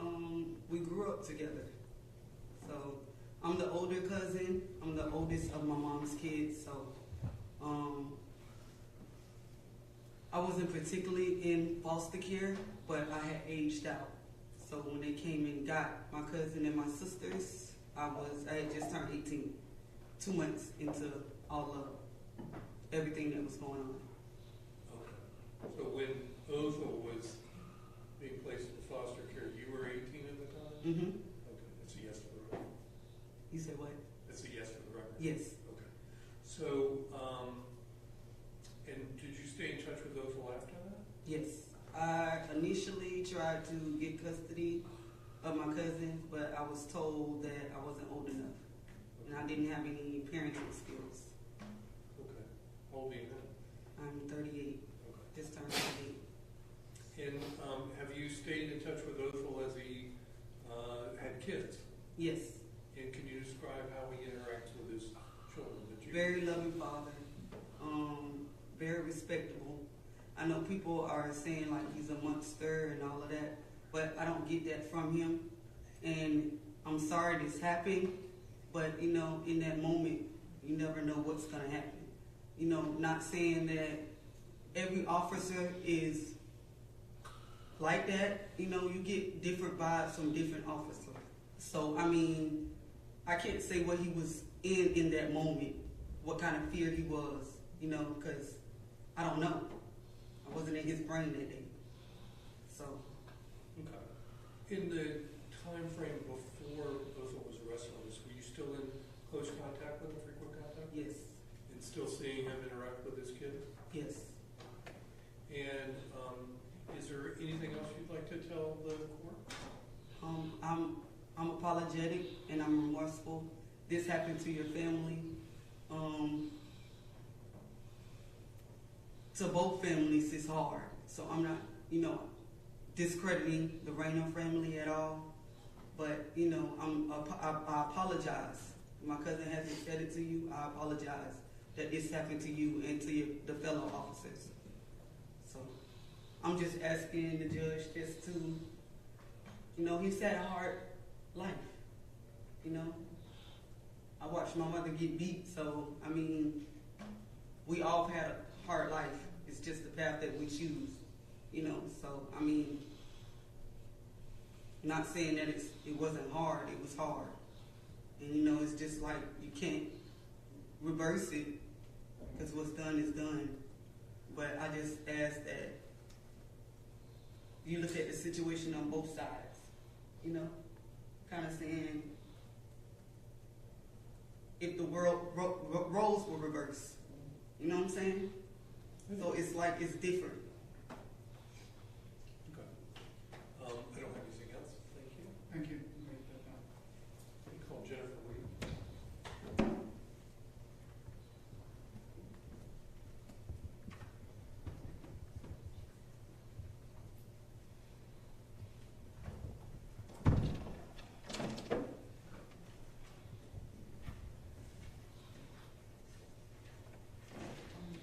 Good morning. You may proceed. Thank you. Would you state your name for the record, please? Jennifer Williams. All right. And are you Othal's mother? Yes, I am. All right. Let me get a little background, if I may, from you. How many children do you have? 6 boys and 4 girls. So 10 altogether? Yes, sir. And that includes Othal? Yes, ma'am. Sir. Sorry. All right. And where is Othal in the, I guess, the age pecking order? He's the end? He's the third from the oldest. Third from what? From the oldest. And so, where was Othal born? Othal was born in Gainesville, Florida. First and foremost, I would like to apologize to Raina's family. I do send my condolences to you all. I understand, you know, I couldn't imagine the pain, but I do understand. I'm sorry that it happened, and I hope you all heal properly. And my son is not a monster, and he's not a murderer. He didn't just go out to murder anyone, and he's definitely not a monster. So that was just an understatement. Othal is such a good father. He has 5 kids, and he takes very good care of them. Othal has not a precious bone in his body, and he healed our family. He brought our family back together when they were all separated. Let me stop you there because I want to get a little bit more detailed information about his childhood. Okay. So after Othal was born, did he continue to live with you? Yes, me and my mother. Okay. For the record, who's your mother? Brenda Ann Williams. Is she still with us? She's deceased. Okay. And about roughly when did she pass away? August 31st, 2004. And for the record, who is Othal's father? Othal Wallace. Is that Othal Wallace Sr.? Yes. And was his father active in Othal's life or the children's life? Well, yes, he was. We were off and on because he had several different women. So he would come through and, you know, make sure Othal had things that he needed and provided those things for him. Was his father in prison for some period? Yes, he did have to go to prison. Shelly went to prison for selling drugs. Okay. And so for how long was his father out of the picture for that? About 7 years. And over the years, after his father got out of prison, did his father continue to have a relationship? Yes, they resumed their relationship.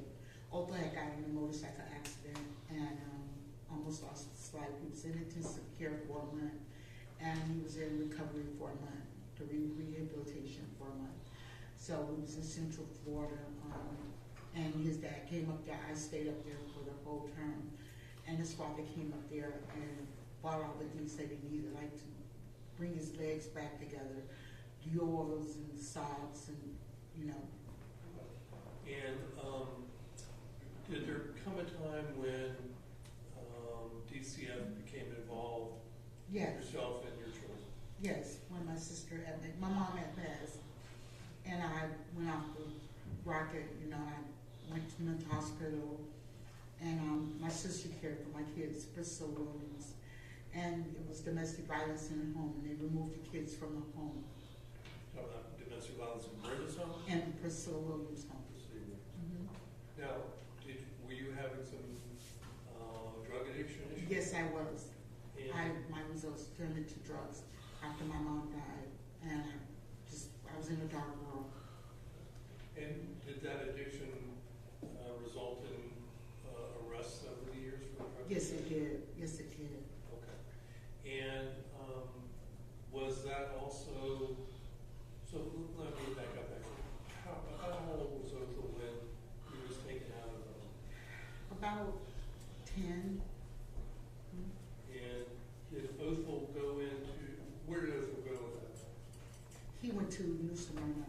He was he ran for a little while, then he went to New Smyrna. And did there come a time when your parental rights were terminated? Yes. Okay. Mm-hmm. Was that about the same time? Mm-hmm. And that would be for your parental rights to all your children? No, just to Othal, Megan, Dion, and Simeon, and Jessica. All right. And so, where did Othal go to live after they were removed from jail? He went to a children's home for adolescents. Okay. And did he stay there? Yes, because he refused to be adopted. He didn't want to be adopted, so he wanted to find me. He said that he was going to find his mother, and he had told the other kids that he would find the mother, find me, and that we would all be back together, and that he did just such. Okay. And so, what kind of gap are we talking about? He goes in the foster care and then he we're talking about when he was like 17. Okay. Mm-hmm. All right. And where were you living when you got back together with Othal? I was living in Broward County. And did you continue after Othal was placed in foster care? Did you continue to struggle with your own? Yes, I did.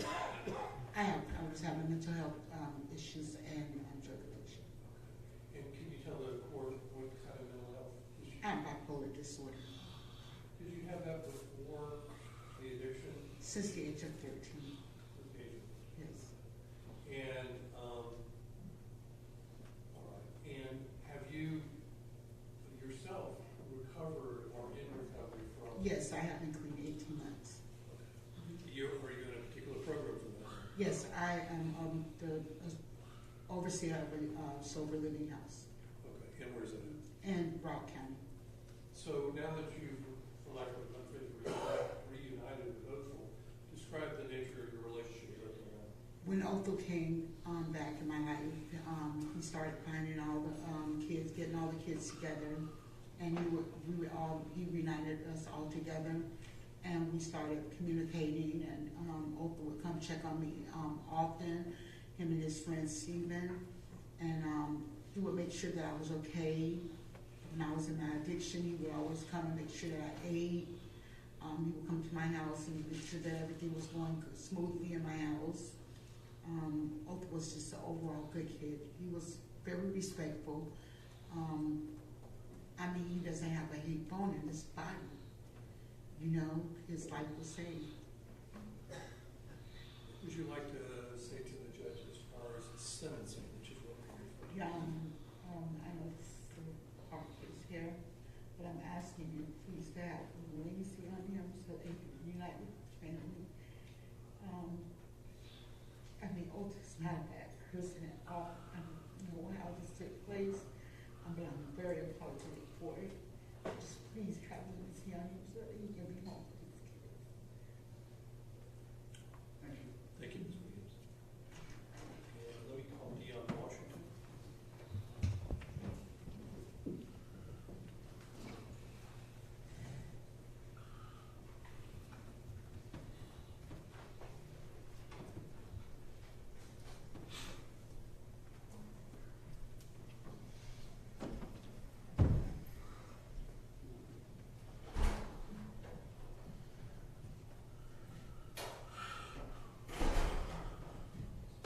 You may proceed.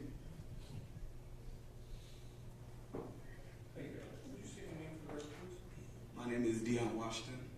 And are you related to Othal? Yes, Othal is my brother. And do you share the same family, same father? No, we do not, but we share the same mother. And where do you live? I live in Newport Beach, Florida. I'd like to talk about, are you older or younger than Othal? I'm younger. I'm right underneath Othal. Okay. And you heard your mom testify about how many kids she's had. Is that accurate? Yes, 10 kids. Let's talk about your childhood growing up. So did there come a time in your life when, just before you were, let me ask this one, before you left the home with your mother, with your sibling, where were you living? We're living in Gainesville with my grandmother, and my mom was kind of in and out of jail. Was she having her drug addiction issues back then? I was too young to really notice. I just knew she was in and out. How old were you? I believe between like 6 and 8 maybe. Basically, all you knew is that she was in and out of jail. Yes. And was she gone for a long period of time? It would seem so. Maybe a year at a time, I don't know. So at that time, was it basically your grandmother raising you? Yes, it was my grandmother raising us, and Othal was pretty much a sidekick because he was very mature at a young age, and I don't know, like Othal always had a big heart, even when a lot of us failed to see it, he always helped her out, made sure everybody was fed, and from a young age, I kind of noticed that he sacrificed a lot for the younger siblings. So who were your other siblings living there at the time? It was me, Megan, Othal, Ali, Simeon. I believe that's it. And so your grandmother's raising, is your grandfather also there? Or? Yes, my grandfather was also there. Okay. And were there issues with poverty at that time? Yes, we weren't the most wealthy family. Actually, we were pretty much poor, honestly.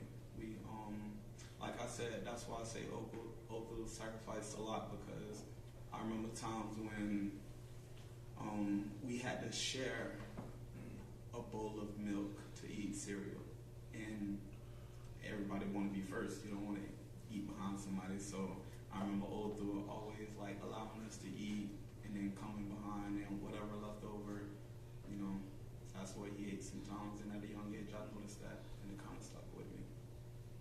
Was that poverty situation and food issues, did they continue for some period of time?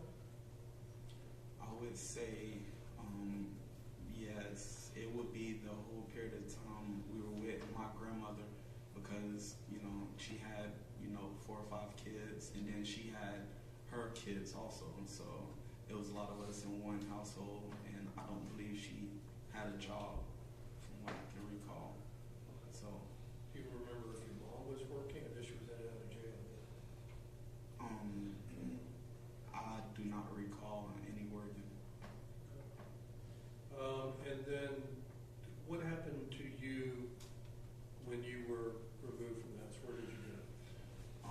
From Gainesville, we moved up to Daytona with Priscilla, our auntie, and that's where we went through getting into foster care through like domestic violence against Priscilla, and in some cases when he used to get into it with her and put her outside and go to yelling and getting into it with us. Who was I believe his name was Glenn. Yes.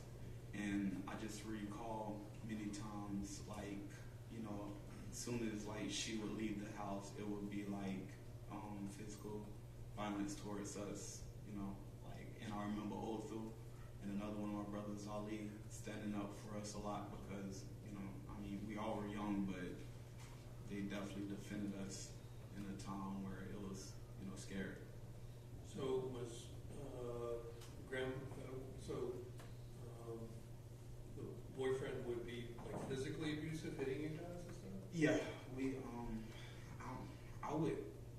I remember him beating up on her, and I remember us protecting her, like going after him, so we could have been the one, initiating it, but it was in defense. So when you went into foster care, what happened to Othal? Actually, me and Othal, we all went into foster care together, but me and Othal went to a group home at Daytona Beach. I think it was on Big Tree, I forget the name, but we went into a group home, and I recall that time because it was the first time everyone was getting split up, and it was kind of scary. And they had split up our sister from us. It was three of us. It was me, Othal, and Megan, who happened to be stuck together in the same city. And they split Megan up from us. And I remember Othal coming to me plenty nights, telling me, "Hey, look, we're gonna be back with all our family, but right now we're gonna work on getting with Megan. We're gonna work on getting somewhere close to Megan." And I think maybe a week later, they came and said they were gonna split us up. And I remember Othal, like, in a way, kind of losing it because, like, we were losing everything. Like, there's 10 of us, and at that moment, we're all getting spread apart. And I don't recall what happened or what he did, but I remember them keeping me and Othal together, and then somehow they put all three of us in the same household. Like, and I believe that was in results of Othal, like, stepping up and, trying to help us as a family. Now, so eventually you guys were not reunited with your mom? Yes. Actually, when we reunited, every time it was through Othal. Like, we even had siblings, little brothers and sisters that got adopted out at a very young age and kind of disappeared because the parents didn't want them to know us as a family, and they wanted to take on that. And Othal happened to be the one to do a lot of research and somehow found everyone besides our last sibling. I kind of got off track if you want to ask that again, but I just remember. So about how long ago did you guys reunite with your mom? We reunited maybe, I want to say 2013, 14. We reunited with her. We moved down south. Othal never moved down with us, but he was the one bringing us back and forth, picking up people, taking them, bringing us things. So you continue to have frequent contact with your brother after that? Othal? Yes. Yeah, no getting rid of Othal. He was in everybody's life. That's why he was in so many different states, city. He just always loved family and loved doing for people, so he was always making the initiative to call, to speak to us, to keep us a loving family when it was hard. My whole life, I struggle with that. I'm not very well with, like, my family to this day because I choose to be alone when he was a person that would get me out, Now, have you seen Othal interact with his children? kids over to see my kids, and they would play, and they love them to death. Yeah, every time I seen him, actually, he brought the kids over because I have kids, and that's how we connect. And would that interaction that you witnessed continue up to closer towards Othal's arrest? Yes, I would even say weeks before. Now, obviously, we're here about sentencing for Othal. What would you like to tell the court, your thoughts and recommendations for Othal's sentencing? I would like to say sorry to the family. I can imagine what y'all going through. It's tough for me. Like, I love every individual in this world, and I feel a different, sadness for the situation because I'm a very understanding person. I definitely look into both sides before I make a judgment, and it's a tough situation. And very sorry, very sorry. Anything else? Yes, I would like to speak to the judge, and I would just like to say, I feel like you're in this position for a reason, and you're gonna listen to everyone in this courtroom, regardless of what you believe, and you're gonna make the right decision. And I know my family, and I will hope the other family is gonna accept and respect you for your choice. And so God bless. Sorry, we're here today. God bless. Thank you. That's all I have, Judge. Thank you. I believe Mr. Wallace would like to make a statement to the court. Would you like to be done at table or at the end of the street?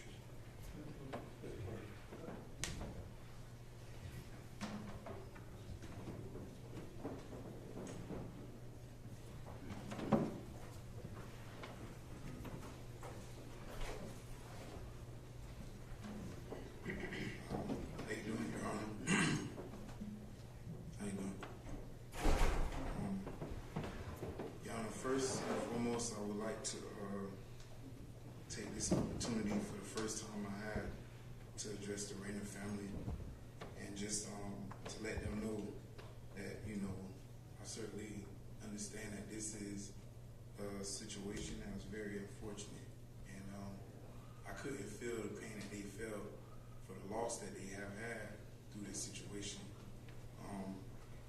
What I can say is that I too am a parent, so I share the common love and understanding for a child, no matter the age. I know Mr. Rayner was older, but that doesn't dispute the fact that he was somebody's child, brother, friend, family.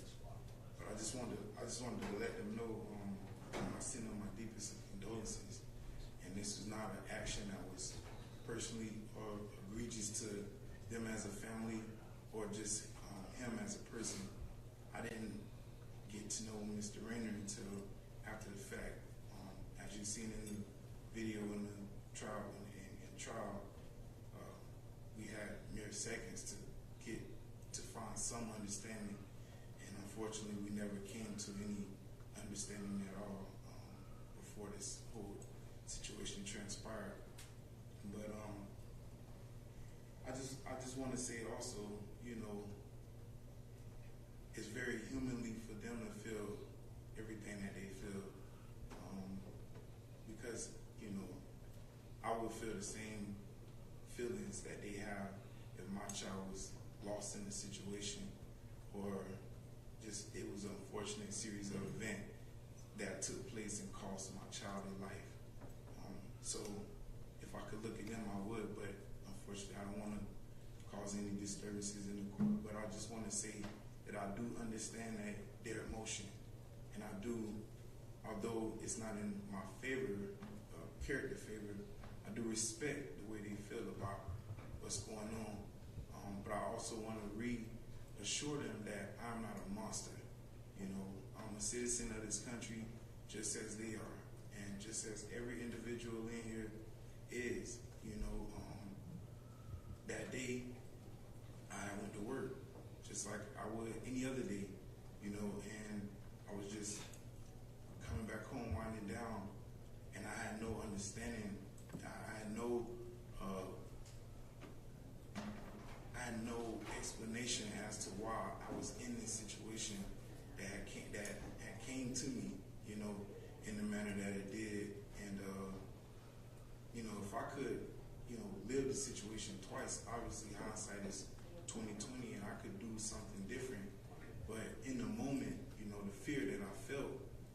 what generated the reaction.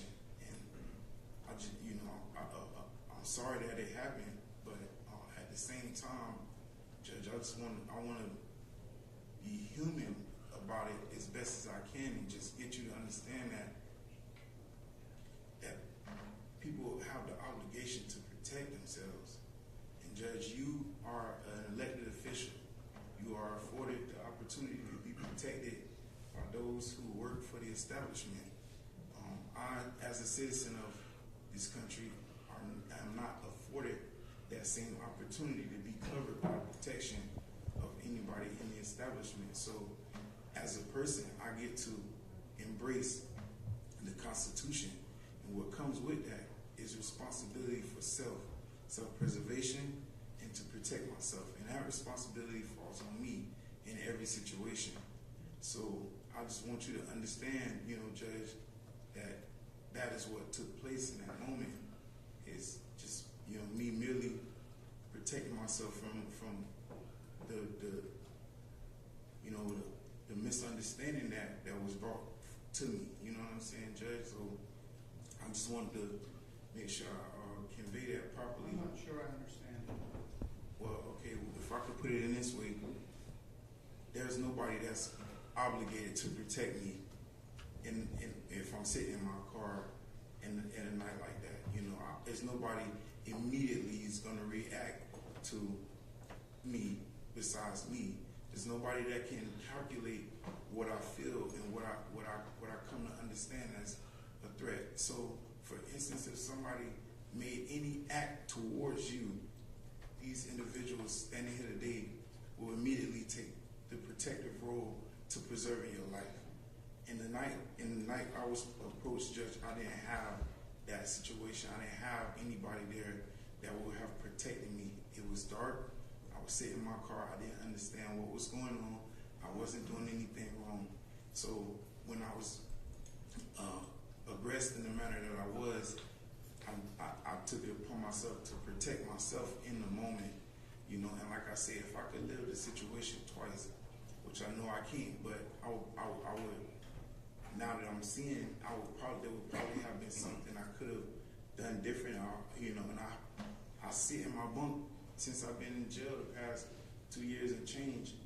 I sit all the time and reflect about all the things that could have happened in the time that it did and what I could have did different.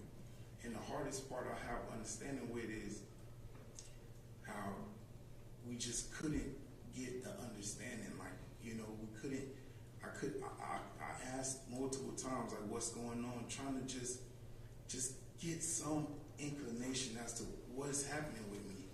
And, that lack of communication between Rainer and I it equated to fear in the moment. It really did. And that's the best thing I could give you to explain my reaction. As far as, the situation with the social media, things was happening in the country at the time. And like I said, I'm one of those who are expressive, and I made some choice words that I never intended to act upon, Judge. I have a very normal life, very, very, productive life. I have children, and I was outside of my house where two of my children lived, where my girlfriend at the time was waiting for me to come home. I had just came back from seeing one of my other daughters who was at her house with her grandma. And I'm not sure if you remember the video at the trial, but right before they showed the video after the fact, there was a clip where there was a cake, and I was rubbing icing on the cake. Well, that cake was one of the first cakes my daughter got to bake, and I wanted to be there for the moment because her and her grandma had started a baking situation where she would come over and bake cookies and cake for her grandma, and this was going to be her first cake, and I didn't want to miss it. So I was explaining to her in that moment that you can't put the icing on the cake. As soon as you take it out, you have to let it cool. And it had cooled, and I sat there for some time to wait on it because I wanted to help her complete the cake. And I had returned home after that. So that was kind of the situation of my day after I got off work, and I was just kind of unwinding and just relaxing when I found myself in the situation with Mr. Renner, and I was very surprised to be encountered like that because I had never dealt with that before. You know what I mean? I had never been in a situation where, I was approached in that manner. I always was approached like, hey, sir, I'm such and such, I got a call, if you just, whatever. And I got, some understanding of why this situation was happening. And Judge, I just want to say to the Renner family again, the anger, the sadness, the frustration, the anxiety, depression that they feel from this situation. I totally understand it. I totally understand that. They're suffering with the loss, and it's a reaction that anybody will have when they lose a loved one. It really is. And I just want to say to them, and ask them that if they would accept my apology, because I never, had any personal anything against Mr. Renner. It just was an unfortunate situation that, brought us together, and I just hope that, forgiveness can come about from this. And I want to just say, also, Judge, my future is at stake here. Judge, it really is. And you have the, the responsibility of, deciding if I have freedom again or if I have to have a lengthy time in prison. I just want to reassure you, Judge, you wouldn't be making a mistake if you chose to, place me on some form of community control or anything of that nature. You wouldn't be making a mistake. I have a stable living situation, Judge. I have a safe environment to, heal from this situation. I have a job opportunity that I will be able to take advantage of, and I just would be able to be a productive member of society as I was before. Please take into account, Judge, that I'm not a convicted felon. I've always tried hard to, be the best person. I've grown a lot over the years. Even with my history of minor mistakes, I've taken the opportunity to grow and develop as a person, as a man, as a father. I'm a good brother to people, to my siblings. I'm a good son to my mom, and I even took the initiative of generating a relationship with my father after I met him again. And it took some time, but it's been growing, and I would like to continue to move forward in my life with all the relationships that I've built with people. And I just want to say, Judge, ultimately the decision is yours, and I would hope that you would consider, my good character, my responsibilities, my family, when you make your decision. And I respect you for, the decision you do make. And I just want to let you know that, I am a human. I am somebody who can move and be productive again. I am worthy of being in society along with everybody else. Judge Zambrano, this is your first time ever getting to encounter me. I don't have a lengthy situation here with the judicial system. So that's just all I have. I hope that you can take that into account and,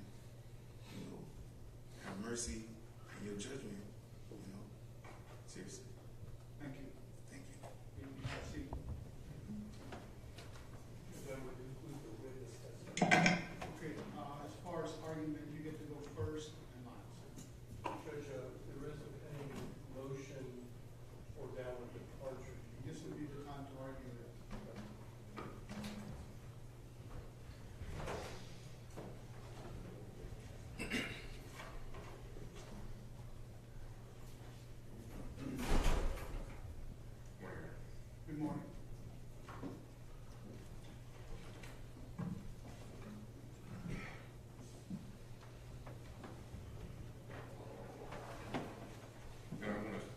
address the court and address everybody in this room and start by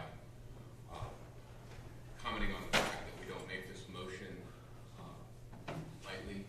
We understand the sensitivity of the law that we are arguing here. And what I would urge the court to consider, and I hope that read through the words on the page of the motion that I filed, but the sincerity and the credibility of all of the statements that we've heard in support of Officer Rayner here today, and accepting this as true and accepting all of the wonderful things that Officer Rayner did in his life, and still giving weight and consideration to the merits of our legal motion and the fact that the case are not mutually exclusive. What we would urge the court to consider, and what we fully acknowledge, is that the court has to make a totality of the circumstances finding here. What we would encourage the court to do is be centered upon the facts of the case and the verdict and what is at issue on the night of June 21st, 2021. And to make an analysis of what those facts show and what the relative culpability of Mr. Wallace based upon the situation that he responded to. And I sincerely believe if that is the court's guiding view here, that there should be weight given to the arguments that we have in support of a downward departure. Because again, two things can be true at the same time.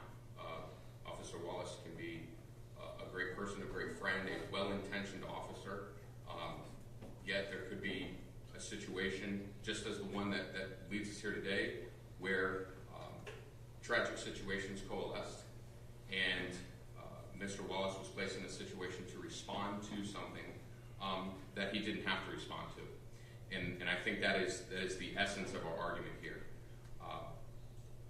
The legal framework, as I'm sure the court is aware of, just to provide a segue, is that the court must make a two-pronged analysis in evaluating intent for a motion to downward departure sentence. First, has the defendant sufficiently identified a cognizable downward departure scenario? We believe that we have. We've identified one that's clearly set forth in the statute. The court must consider in connection with that whether there has been sufficient evidence presented. I would point to the court that 921.002 subsection F commands the court to view the sufficiency of that evidence with a preponderance of evidence standard. And as the court has afforded great discretion in sentencing, the court could certainly find that a statutory basis has been presented to the court, that the facts presented are above a preponderance standard, but yet the court is not in a position to exercise discretion in favor of that downward departure. So foremost, Your Honor, we point to the facts of this case, which we believe, beyond a preponderance of an evidence, show that there was a impact and an initiation of this event that was started by Officer Rayner. And that would be true whether Officer Rayner had color of law justification or not. I think we have to start at a baseline and say that Officer Rayner was the person that approached Mr. Wallace. And what I would argue to the court is that the verdict in this case and the totality of the evidence of the video, all of the failed justifications by the state to show that that video showed a probable cause or a reasonable suspicion must be viewed in light of the verdict, which we contend, beyond a reasonable doubt, suggests that there was a rejection of a lawful duty that was being executed. And when I say that with the most legal precision as possible, not to malign any intent of Officer Rayner. I think that two things can be true at the same time. That again, Officer Rayner could have had a well-intentioned but perhaps overzealous desire in contacting Mr. Wallace, or he could have had a nefarious one. I think that it's completely irrelevant for the purpose of our argument here, where the argument is the law allows the court to take into consideration, does the actions of a victim, good, bad, or otherwise, play a role on the defendant's state of mind, the situation that the defendant was placed in, and the defendant's response to that situation, and to what degree the defendant asked for, participated in, or deserved the situation that the eventual victim set in motion. And what we would suggest to the court that is, even if in the alternate reality we would ever find, the truth of what was going on in in Officer Wallace Rayner's mind that night, I think the court is quite constrained to the verdict, which a verdict of manslaughter without any finding of a lawful duty, and then the rejection of many forms of murder that would have had to make a finding that there was some lawful duty that was being performed by Officer Rayner. And to that end, the state took great time and great pain in trying to present theories of a stolen vehicle, of marijuana use, of perhaps a diminished expectation of privacy due to Mr. Wallace being in a high crime area. All of those were vigorously vetted on cross-examination and argued in both parties' closing arguments, and we're left with a verdict which we contend it rejects the fact that there was a color of legal legitimacy to this encounter between these two. Assuming that I accept your argument and just assume that Officer Rayner's actions were illegal, Yes, sir. are you saying that justifies your client's use of deadly force? Your Honor, I think that it, as I've cited in the motion, as is recognized by case law, that there are situations where I'll just talk about this case, I believe it's the Ty Van Lee case, Your Honor. And in that case, it was a second-degree murder conviction, and it was kind of the classic law school scenario of the victim is an initial aggressor attacking the eventual defendant with a hammer.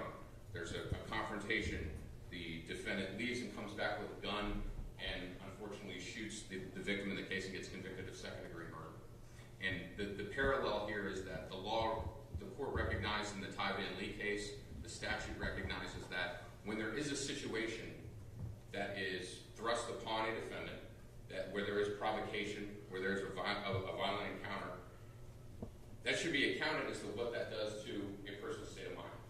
And as that case recognizes, as several of the cases that I said in the motion recognize, even if there is a rejection by the jury of a self-defense ground, which has not been presented well enough to provide complete exoneration, there can still be a finding towards mitigation that there's a lesser degree of culpability than deserved under the sentencing guidelines. And to answer your question, Your Honor, that's where we're coming from, which is we too are confined to the jury's finding. And the interpretation of that is simply put as possible, I think, an imperfect self-defense. So I don't mean to dodge the court's question, but I think there's a nuance there in determining whether illegal force, whether deadly force was justified is not the spirit of our contention. The spirit of our contention is Mr. Wallace was put in a situation where he had a reasonable fear and a reasonable belief that something was going to happen to him that was undeserved. And there was physicality involved with that. And there was certainly some degree of force that, under the law and under the facts, that was appropriate in that situation. We stand by what Mr. Wallace said in terms of his testimony as to why he felt he needed to do what he needed to do. But I think that the court can still find a downward departure, even if it makes a finding that deadly force was not appropriate. Some force was appropriate. Perhaps the court would make a finding that he used force in excess of what was required. But that is the essence of our legal ability to ask for mitigation in that situation, is that there's a lesser degree of culpability when one responds with force in excess of what's appropriate, if that is a pure response to a aggressive initiation of something that they didn't ask for. And that's the essence of our claim. That's what we argued about very hard for in the trial, with lots of legal machinations and all, is that, what is the state of mind of a person who is innocently sitting in their car and they are interrogated, they are touched, they are grabbed, they are jostled, they are not provided information about the reason for this encounter and eventual detention, they start to walk away. And that's what we're asking the court to consider, is that even if the court were to say, well, look, you're convicted of doing an intentional act, manslaughter, you used the firearm, there's all of this backdrop of the evidence. At the end of the day, the universal truth is that Officer Rayner made physical contact with Mr. Wallace prior to Mr. Wallace making any physical contact with Mr. Rayner. And the undeniable last clear frame in the body-worn camera shows Mr. Wallace walking away from Officer Rayner with a tight grasp of Officer Rayner's hand on the back of his clothing. The video is the best evidence. I saw the video ad nauseam. Okay. And Mr. Wallace responded to that situation as he did, and it is all around a tragedy. The verdict demonstrates that the death of Officer Rayner was not by virtue of any maliciousness, any premeditation, any depravity with respect to his actions, but that he acted he did an intentional act, not intending to cause the death. And I think that his testimony, the evidence, especially the way that the physical evidence manifested, showed that this certainly was in line with a panicked, fearful pull of a weapon. And I think, as the jury found, he pulled the triggers too soon. That this is an imperfect self-defense, Your Honor. So we would encourage the court very intently to make consideration on what effect sitting in a car, not doing anything wrong, and having this situation be thrust upon you would have on your state of mind, and then reflecting on that, as opposed to, I think, a more legal question of whether deadly force is appropriate in the situation. If deadly force was appropriate in the situation when it was found by the jury, then the verdict would have been not guilty. So I would like to defer the rest of our closing comments to Mr. Shoemaker to sum it up, but what we are asking the court again is to acknowledge the fact that we have presented a statutory basis for a downward departure. We believe again, more specifically, that the verdict in and of itself satisfies the preponderance standard by virtue of the jury essentially rejecting the lawful duty prong that was set forth in several of the more serious offenses. Because that verdict was a rejection of the lawful duty prong, there must be the undeniable fact that there was, at the very least, reasonable doubt as to the reason for the stop. If the reason for the stop was inappropriate, then there was an initiation by Officer Rayner, well-intentioned or not. I think that's irrelevant. We can even agree that it was well-intentioned. The fact of the matter is, Mr. Wallace was not sitting in his car engaged in criminal activity with an expectation that he would be confronted and have to deal with a law enforcement officer due to his own criminality.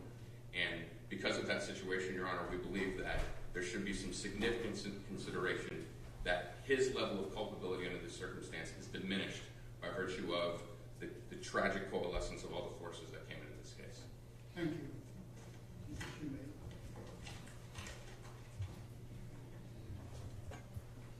Good morning, Your Honor. Morning. Your Honor, Aretha Franklin once said, "You cannot define a person on just one thing. You can't just forget all the wonderful and good things that a person has done because of one thing." Mr. Wallace has done many great things in his life. You've heard about them today. He's a great father. He's a great brother. He's a great son. He's a great uncle. He's a great friend. There's many things that go into your decision, and I believe that those important aspects should be thought of while you make your determination based on the 3 minutes that took place on June 23rd, 2021. Your Honor, our world is kind of a crazy place right now, and it certainly was back in 2021. So we can't look at this case in a vacuum. We have to look at and try to figure out what was going on in everybody's mind. Look at what was going on in Othal's mind. And you look at what was going on in our country at that time. Just to name a few, we have Breonna Taylor, we have George Floyd, we have Johnny Bolton. The list goes on and on and on of people of color that were killed by law enforcement officers. And I can't imagine what impact that has on a person of color in this country. I'm lucky I don't have to worry about that. But I can't imagine the fear that could put in somebody's head when they're confronted with a situation that they didn't call for. It's not fair that they have to have that fear, but that fear is real. And you've heard Mr. Wallace tell the jury, you've heard Mr. Wallace tell you about that fear. And the He didn't know what was going to happen to him that night. He didn't know what Officer Rayner's intentions were. He didn't know if he was going to be able to go in after sitting in his car and see his family. You know, I think it was Roy Bedard, the state's expert, that said that it's suspicious that Othal Wallace was sitting in his car at night. So it was logical for a law enforcement officer to come up and confront him. I do that probably 2-3 nights a week. Whether it's on the phone with loved ones, talking to friends. Maybe I'm listening to a song that I love and I want to hear the end of it before I walk in. Maybe it's just been a really bad day at work and I want to unwind before I go in and see my wife and kids. Because I don't want to bring that upon them. But in all the times that I do that, a law enforcement officer has never, ever stopped in front of my car, walked up, and started questioning me about what was going on. Does that justify what happened? No. But what it does is it justifies the fear that Mr. Wallace had.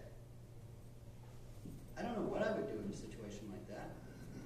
But I just can't imagine being put in that situation in the background of everything that's going on and you being involved as a person of social justice, and then all of a sudden, man, you're stuck in the middle of that situation yourself. And you have to do, like that, make a decision about what you think is going to protect you, about what you think is going to allow you to see your family and your kids. And like I said, it doesn't justify everything, and the jury said it doesn't because that's why they came back with the manslaughter. But we do believe, as Mr. Probisco argued, that a downward departure is warranted.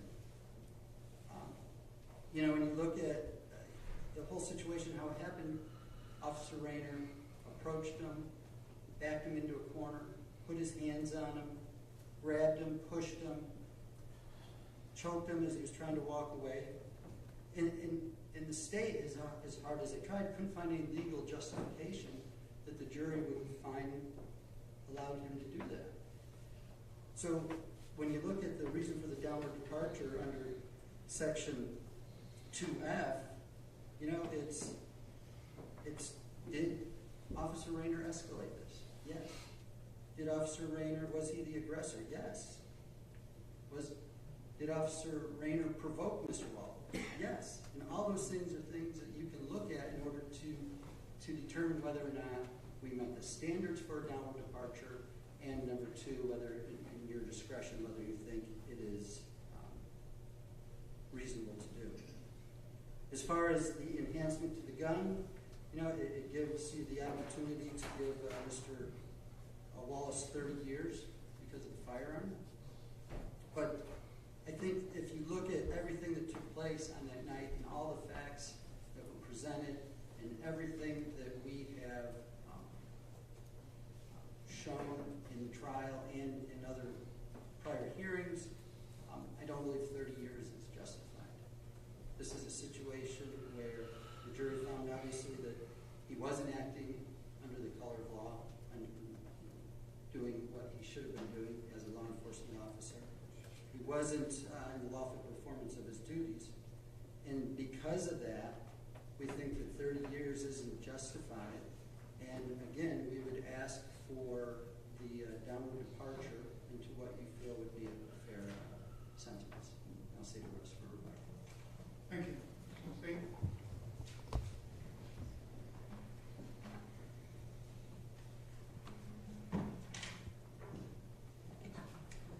Your Honor, excuse me.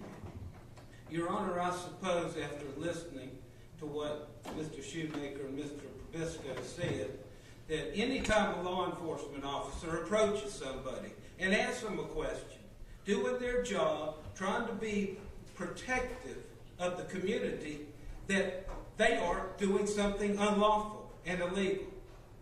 Officer Rayner was working that night. His mission was to protect the community. And you know, Judge, I've had experience, not like the police officers that are in this courtroom today, and not like Officer Rayner, but I worked as a law enforcement officer. I went out in the community and I experienced what Officer Rayner experienced in the sense of it's scary to go into a parking lot at night where you know there's been shootings. In fact, there was testimony during the trial, Judge, of one of the residents having to repair 9 bullet holes in his home the week before Officer Rayner was shot and killed. And let's remember this. The defendant, Wallace, had a gun in his pocket, according to what he said, and he pulled it out, and he aimed it at Officer Rayner's head, and he shot him, and he killed him. That is undisputed. And why? Because Officer Rayner asked him, hey, how's it going? Do you live here? The defendant made a choice, Judge, at that point in time, to oppose police officers, to oppose Officer Rayner, to be aggressive. Officer Rayner was not aggressive with him. He's, hey, how's it going? You, Judge, you were there for the trial, so I'm not going to rehash all the facts. You certainly saw everything, but it is offensive and insulting to listen to what Wallace said about the reasons he tries to explain what he did that night. State of mind, Judge? Let's talk about state of mind for a minute. What was his state of mind? Well, let's consider this. Johnny Bolton. Understand we are at war. Johnny Bolton died at the hands of a trigger-happy SWAT team of Cobb County. These crackers are not far from seeing the blood of their own flowing thick in the gutters of America. It's war. That's certainly enough to show state of mind, but it didn't stop there. This is before the defendant brutally shot and killed Officer Rayner. Here's another example. One day, I will take great pride and honor in getting me some pig's blood on my hands and boots. If you can't feel this energy, following me is not going to be healthy for you. I pray against my enemy and wish death to all who are oppressive to the black culture, black power. Now, I appreciate and respect the family of the defendant coming in here and saying he doesn't have a prejudice bone in his body and there's no hate. But these are the defendant's own words, and they were posted publicly on his Instagram for everyone to see. There were no restrictions. Just like there were no restrictions that the defendant put in place that night. He could have sat down. He could have answered the question. He lived there. But he chose not to. Why? Because he was afraid.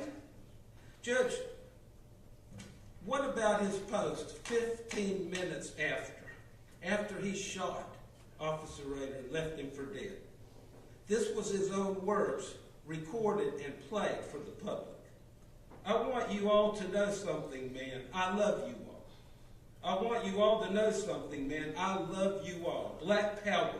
Stay strong as a nation. Keep fucking fighting. Move fucking forward. Don't let these pussy-ass pigs fuck with you. I love you all. Black power and shalom. Now, I apologize, Judge, for this language, but this is what the defendant used. This is what he said 15 minutes after the murder.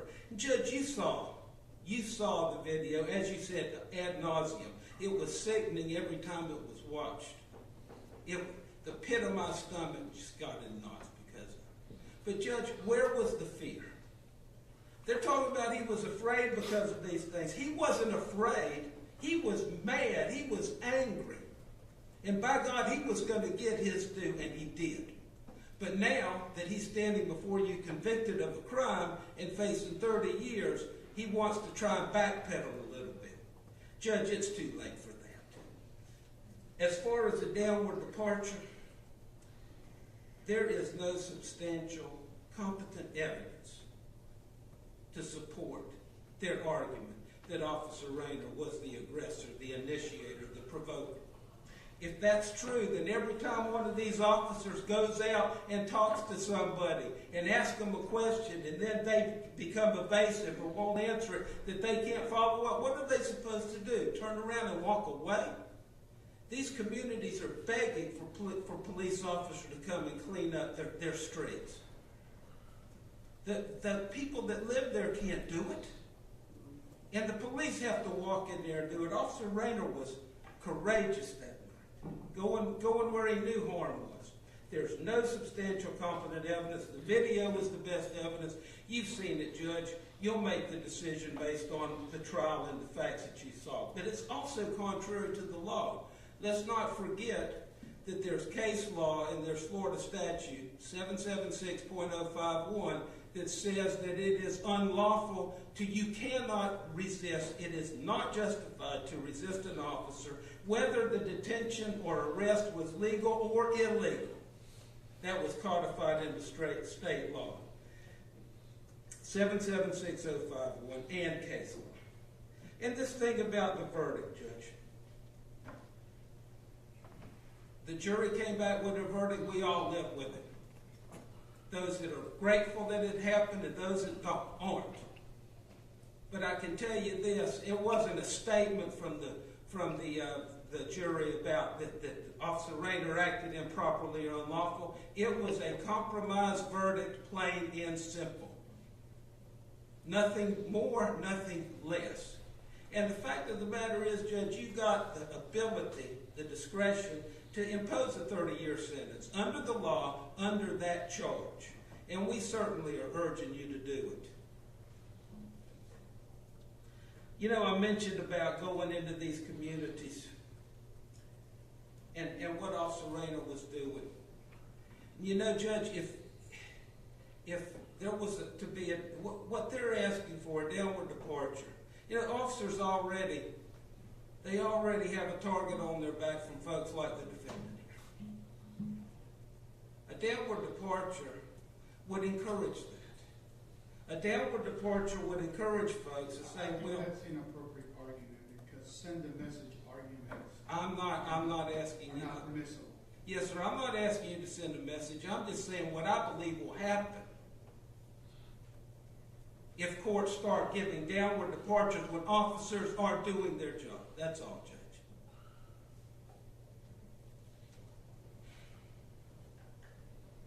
I have to go on the record and say that I have to disregard your argument because it is a send a message. Yes, sir. Type of argument. Yes, sir. Feel free to believe that, but I cannot consider that. Okay. Legal. The defendant, Judge, had 17 prior misdemeanors. Talks about he never been in that situation before with law enforcement. He was arrested on those charges, Judge. He was taken into custody, and not once did he resort to violence or force.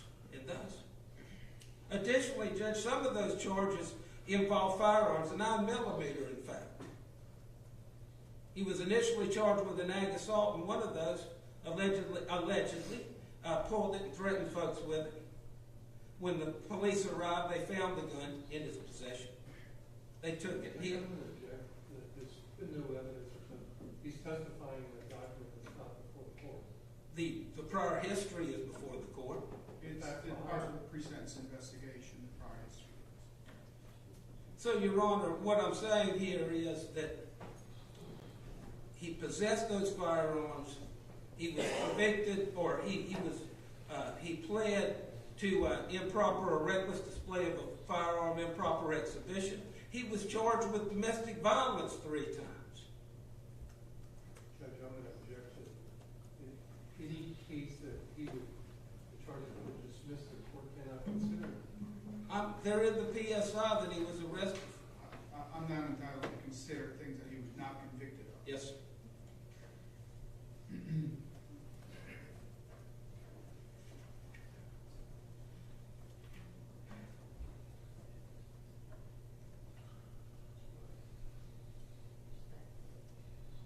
There's a lot of talk about justice. You know, Judge, when I interview youngsters that want to be prosecutors, a lot of them say they want to make justice happen, but they can't define it. My humble opinion, what justice is in this case, justice is accountability. The defendant has not accepted responsibility for what he's done. The court has the power to make justice happen here. The court has the power when it issues the sentence in this particular case. And Judge, justice equals accountability, and the defendant needs to be held accountable for what he did. And that 30-year sentence, while maybe inadequate, woefully inadequate, the way some of us feel, that's the maximum that he can receive. And Judge, with all humility, and with all sincerity, I ask you please to impose the maximum sentence in this case. It is deserved, and it will hold the defendant as accountable as we can based on the jury's verdict. So thank you, Your Honor. Thank you.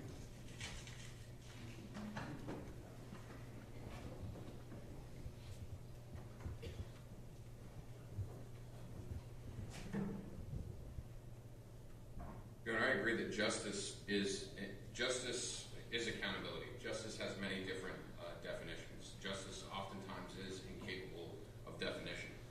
There's no statutory case law definition.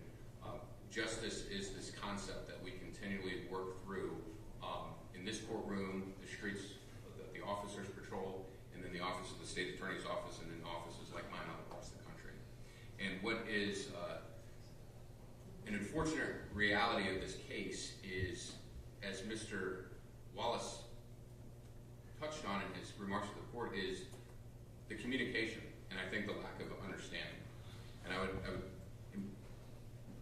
beg of the court to consider this, is that just because a citizen is requested to do something by a law enforcement officer, justice does not require that citizen to comply. Defiance is not injustice if compliance is not required under the law. And there's a balance that must be struck on the street, in the prosecutor's office, in my office, and in this courtroom. And the balance is, to what degree does a law enforcement officer have a right to infringe upon one of the citizens that that law enforcement officer is sworn to protect? And that is the backdrop, and that is the fire that's burning in this case.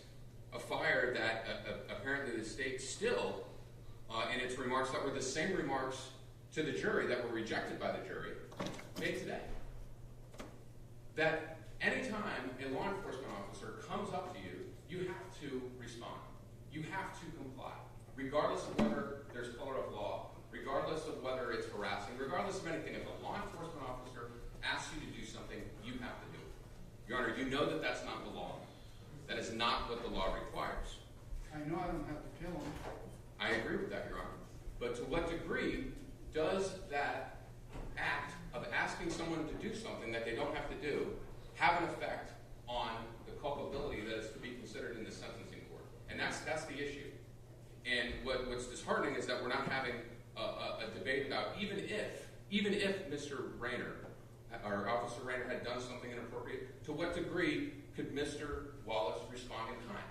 But instead, what we have is this complete lack of communication, lack of understanding, that in all times, in all places, if a law enforcement officer asks you to do something, you must comply. And I think until we get over that miscommunication, any reverberations of justice that might be implied from this case, we don't want the court to make any sentence that would be a message or anything other than a statement on the facts of this case. But undeniably, there are influences that every case has.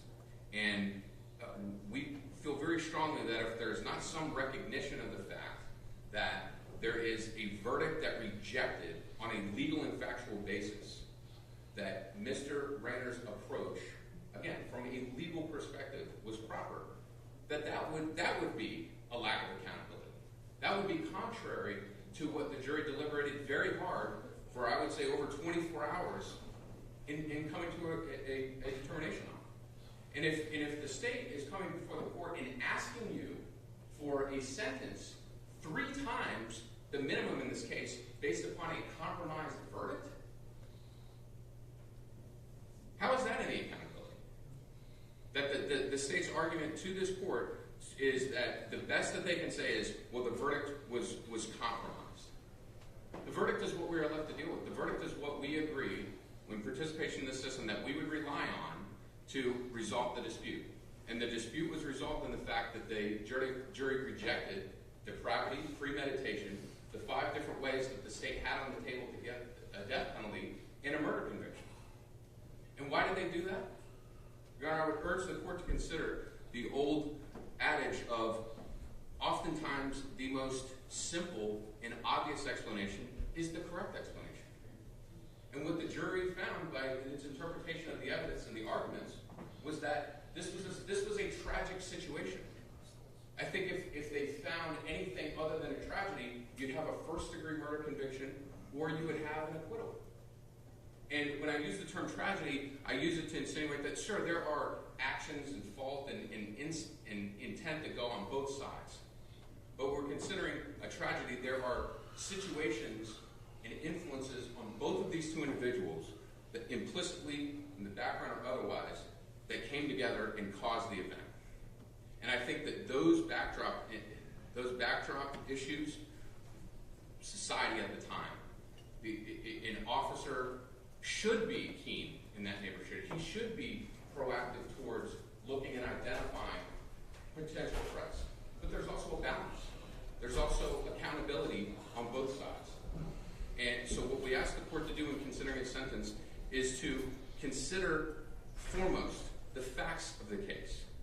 What constraints are aligned because of what the jury found? I think there should be there's an insignificant amount of emphasis that the court should put on the social media. Because if the social media had an effect on state of mind, then why didn't we have a penalty phase? We didn't have a penalty phase because the jury made the finding that those were not proper to consider in the state of mind on scene on June 21st. So again, what has the state argued to the court? I disagree. I disagree. I think the court can look at the entire picture, including what was presented during the trial, and making his determination in sense. I think you should, Your Honor. My comment on the social media is that we would request the court to give it a little weight, Your Honor. We'd ask the court that you give it a little weight. I agree that you can consider all of the evidence that was admitted at the trial, and ultimately it's your discretion in interpreting that. What I am urging the court to consider is that if that evidence might be a window into Mr. Wallace's mind at the time that those posts were made, I think it needs to be considered against the backdrop of society at that time, of Mr. Wallace's life, of the fact that he is speaking, whether he is objectively reasonable in saying that or not. I think the experience of someone in Mr. Wallace's demographic and venting in that way, he had a righteous message and he had a poor way of delivering it. And that is where we want the court to consider that evidence. We argue, we understand you have discretion, but we argue that had that evidence played a significant factor in the deliberations, he would have been convicted of a higher charge. And when you couple the verdict, the social media evidence, and the actual evidence at trial, we believe that there should be significant consideration to the fact that Mr. Wallace was placed in a situation to respond to something that was undeserved for a response. He shouldn't have been in a situation where he had to be subject to interrogation about his whereabouts. He shouldn't have had to be in a situation where he was touched and forced to sit down in his vehicle. Now, certainly on the flip side, I could argue to the court, pragmatically speaking, should he have just said where he lived and been complained? Sure. Would that have changed the outcome? I don't know. You don't know. Nobody knows whether that would have changed the outcome, what Brady would have done in response, what Mr. Wallace would have done in response. But the fact of the matter, I think if the court is looking at justice and considering accountability and considering all of the things that it should, it's forced to wrestle with that very difficult question. To what degree does a person have to comply if the law doesn't require it? And to what degree is that non-compliance a degree of culpability? And, Your Honor, Mr. Wallace's response was what he believed he needed to do as a matter of self-preservation.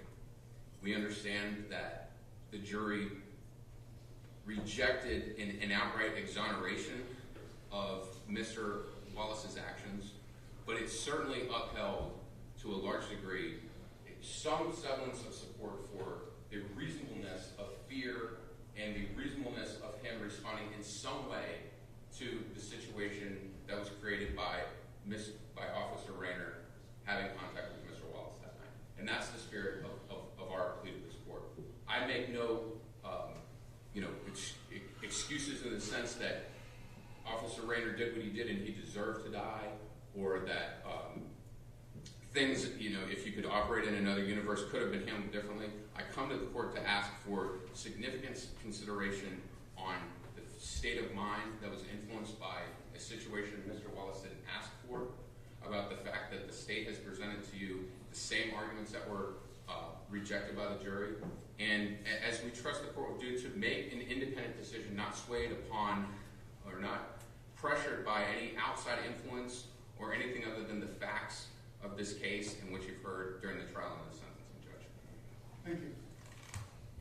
Will each side stipulate to the credit 847 days in my best calculation as a total credit? Yes, you will. Yes, Chairman. Okay, the defendant will receive 147 days credit. You can come up to the podium, Mr. Wallace.